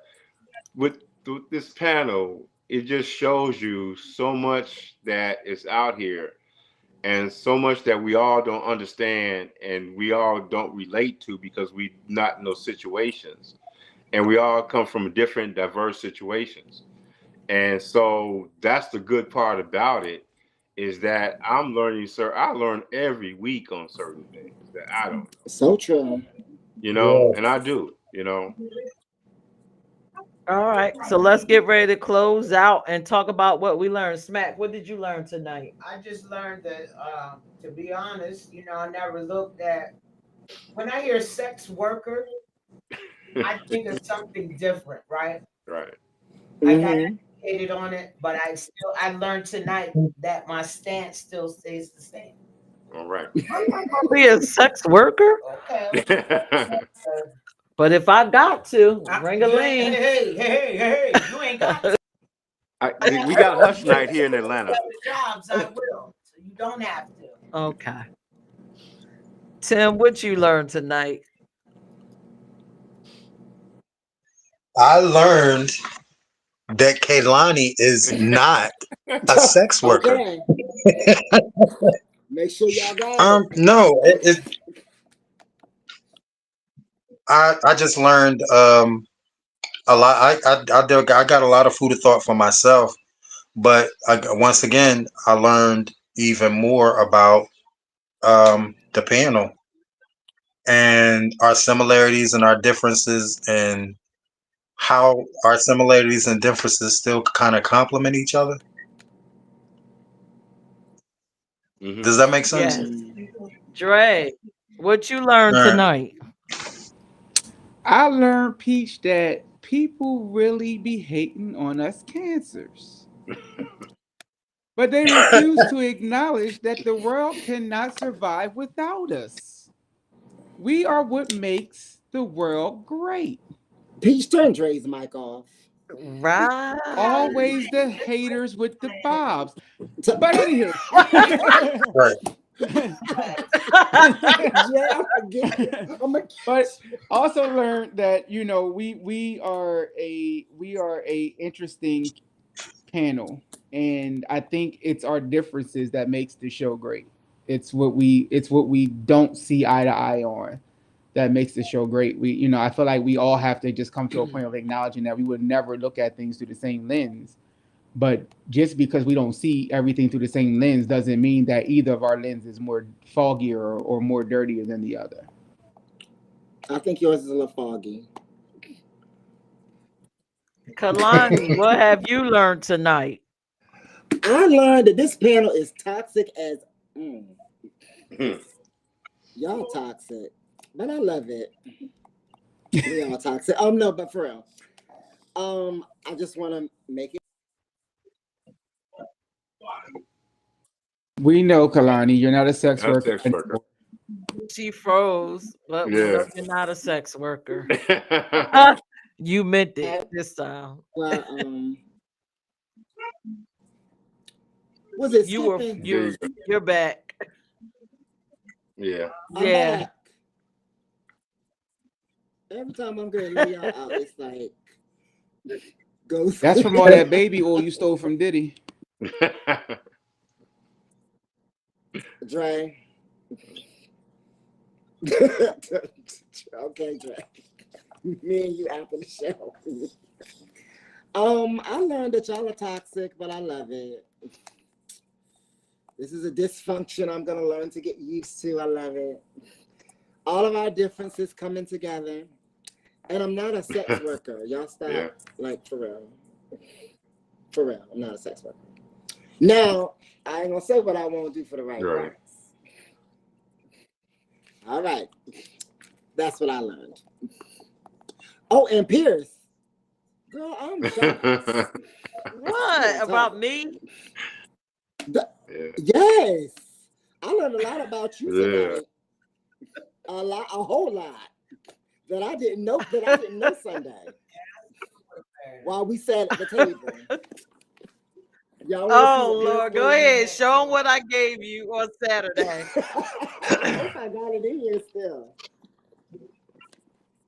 I don't think I got it in here. Did I? I think you did. It's in here. I know it's in here. Yeah. Oh. Peirrce gave this to me. It came out of her little goodie bag. How you know what that is? We might have to play this one night, y'all. It's a game, a card game for sex. She didn't want to play. Card game for sex. Bedroom commands. Yeah, I know you ain't gonna listen to them commands. You know, Bedroom commands. And then she got some spray. Oh yeah, I got some watermelon scented lubricant. Oh. Who said Stan? I knew it was Stan. Watermelon is my favorite fruit to eat. This was gonna be in the gift bag. Listen. I love watermelon. If the fist was in the gift bag, I would just took that and just stuck it in my purse. I was like, okay, peach out the thing. Stan, what did you learn tonight? Well, I just learned that we all see the same things, but we comprehend them differently. Mm-hmm. And that if we didn't have differences of how we look at things, there would be no show. Because we all thought the same and our opinions was all the same, and we agreed on everything, there's no show. And this one makes the show. That's so true. Yeah, this one makes the show. And It'll be very blah. So I listen for key words. So you get upset. No, I don't get upset because I'm just saying there's like key words, and then I think about what was said.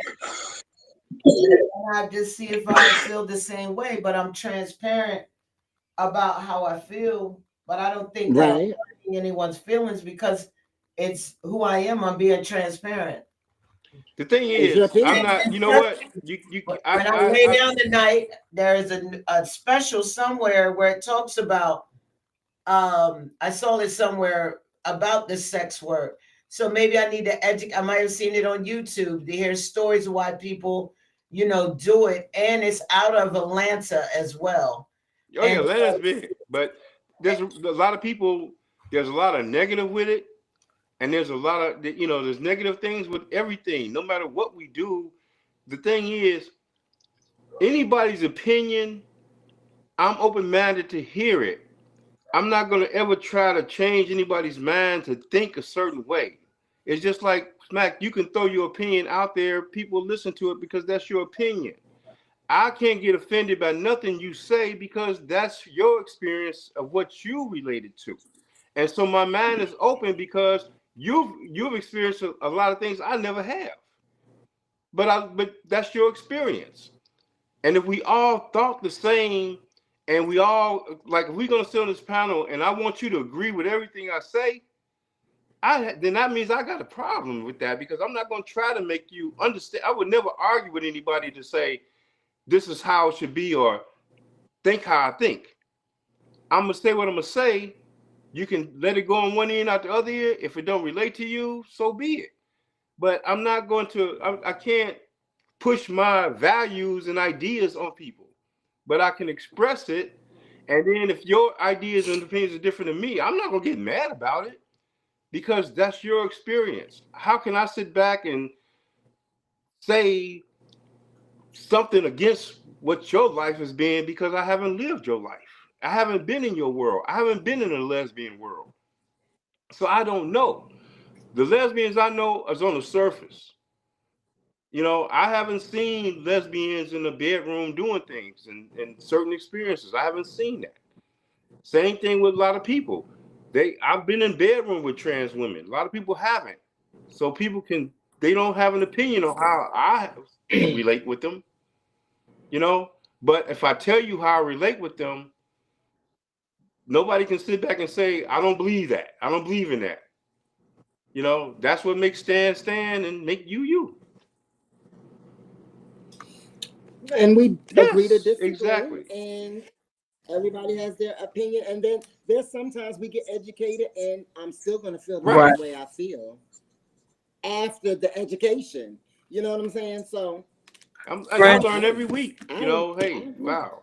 Yeah. And Brenda, guess what what? did you learn? I learned that all y'all crazy as hell like me. Number one, I, I learned that my niece is not a um You or got that. or or I've said um carnal engineer.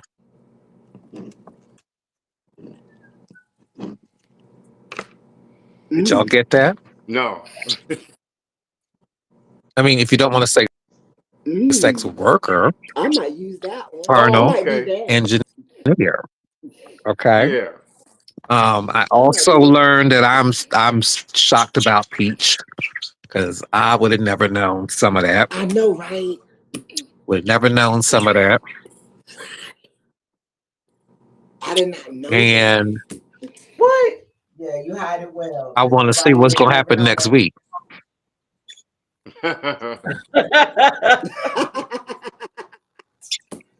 How are y'all Yep. not seeing me for who I am? Y'all must think I'm a bed of roses, just like a little fairy running around with smiles and stuff and Peach, when I I first We did. met always you, see All you with smiling and the happy. And rainbows and unicorns.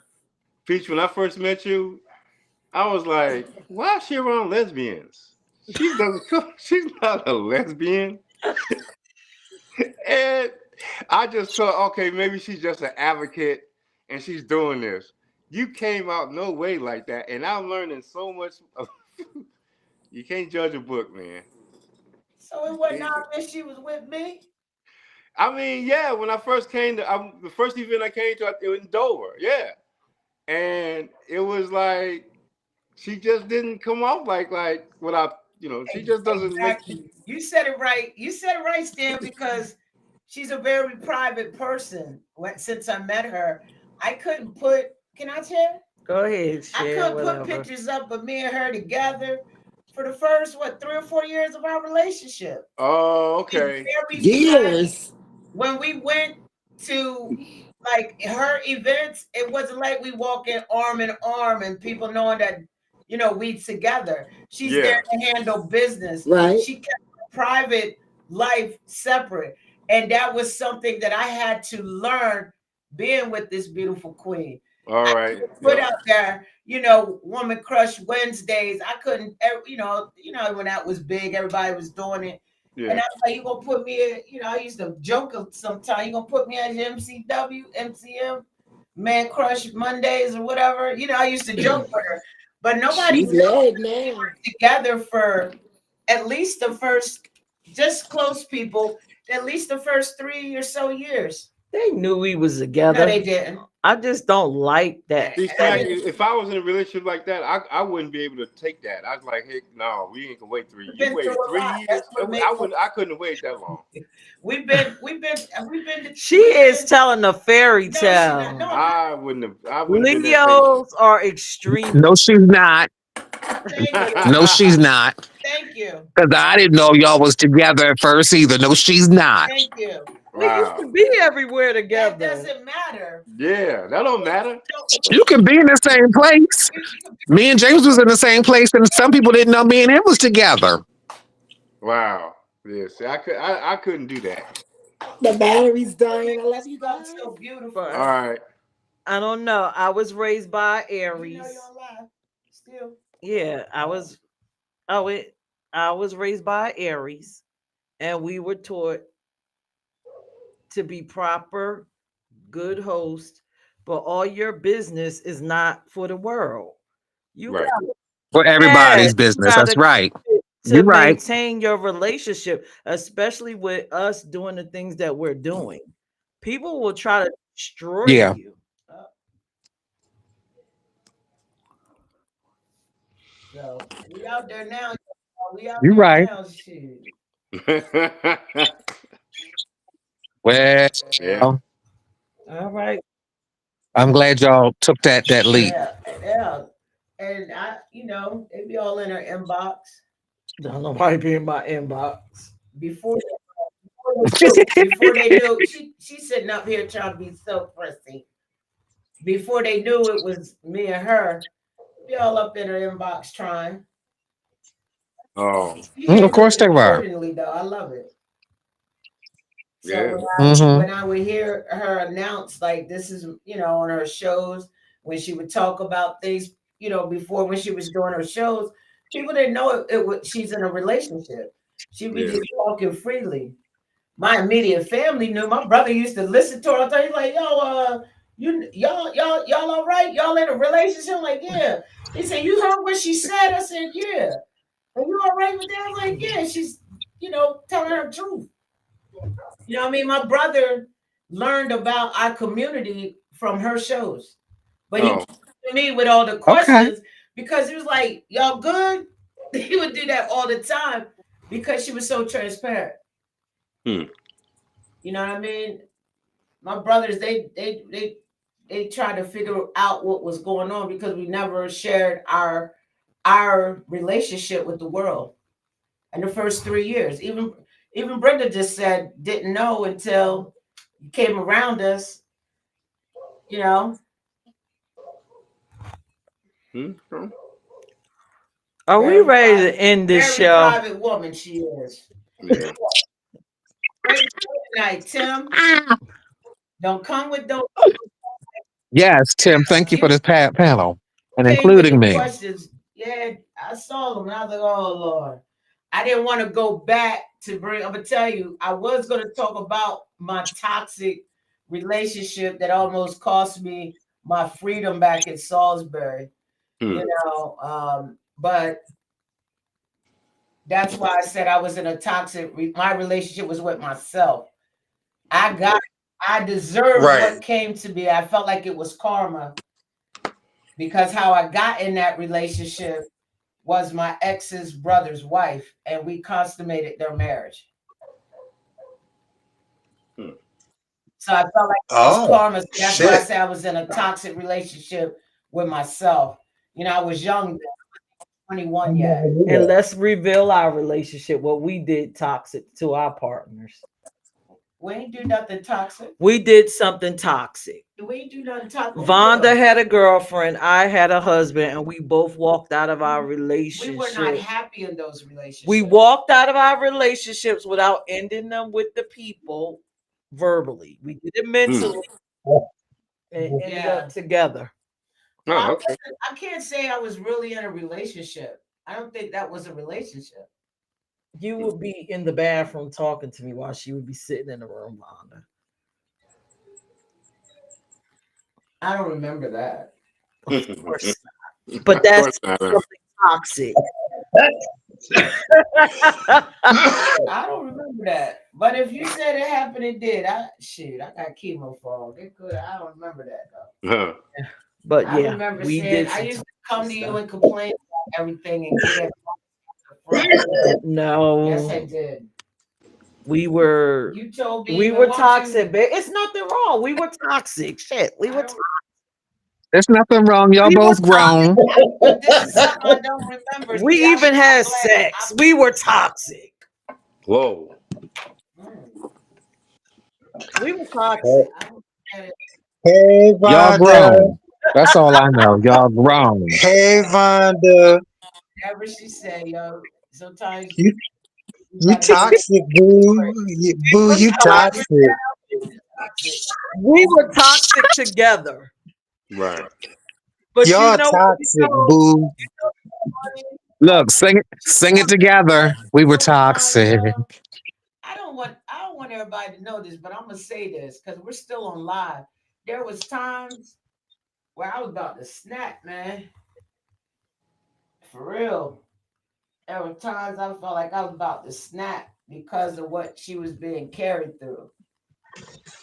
Right. The toxic that she was in isn't something that a woman needs to go through. And I felt like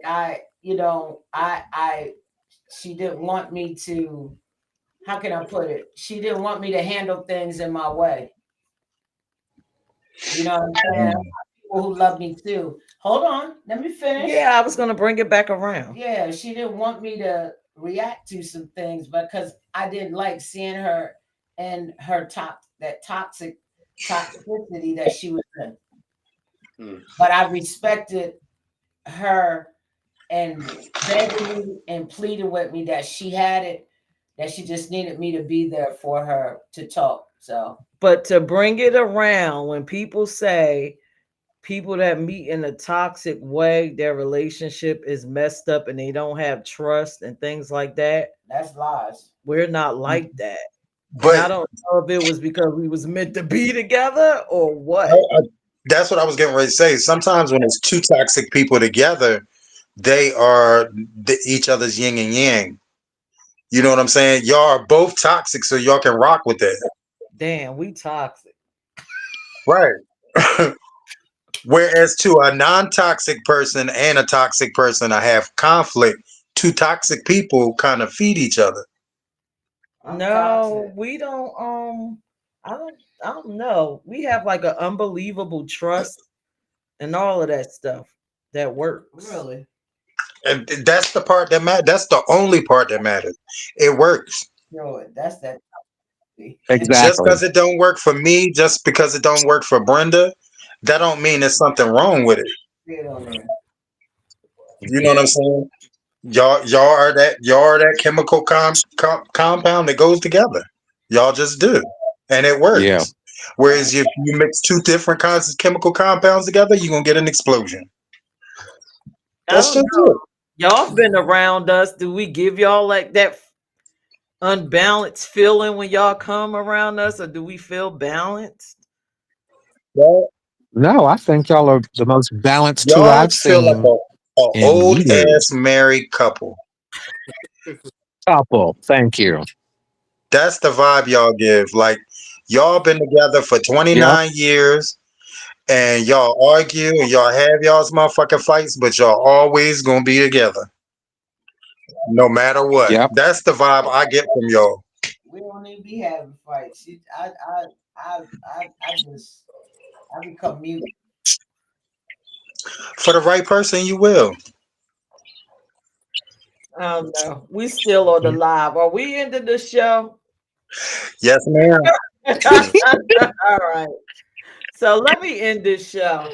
Thank y'all for joining us. And Black Tim had an excellent topic. We all enjoyed it. Hopefully, all of you guys that watched, you learned something. And if you're in a toxic relationship, I hope you got some advice. Get out, fix it, whatever you choose to do something. And it could be you that's toxic. That's why your relationship ain't working. Oh Lord. So you know what? Let's tell everybody good night, and we'll see them next Good night, Tuesday. y'all. Good night. uh, See y'all next Tuesday. Good night, y'all.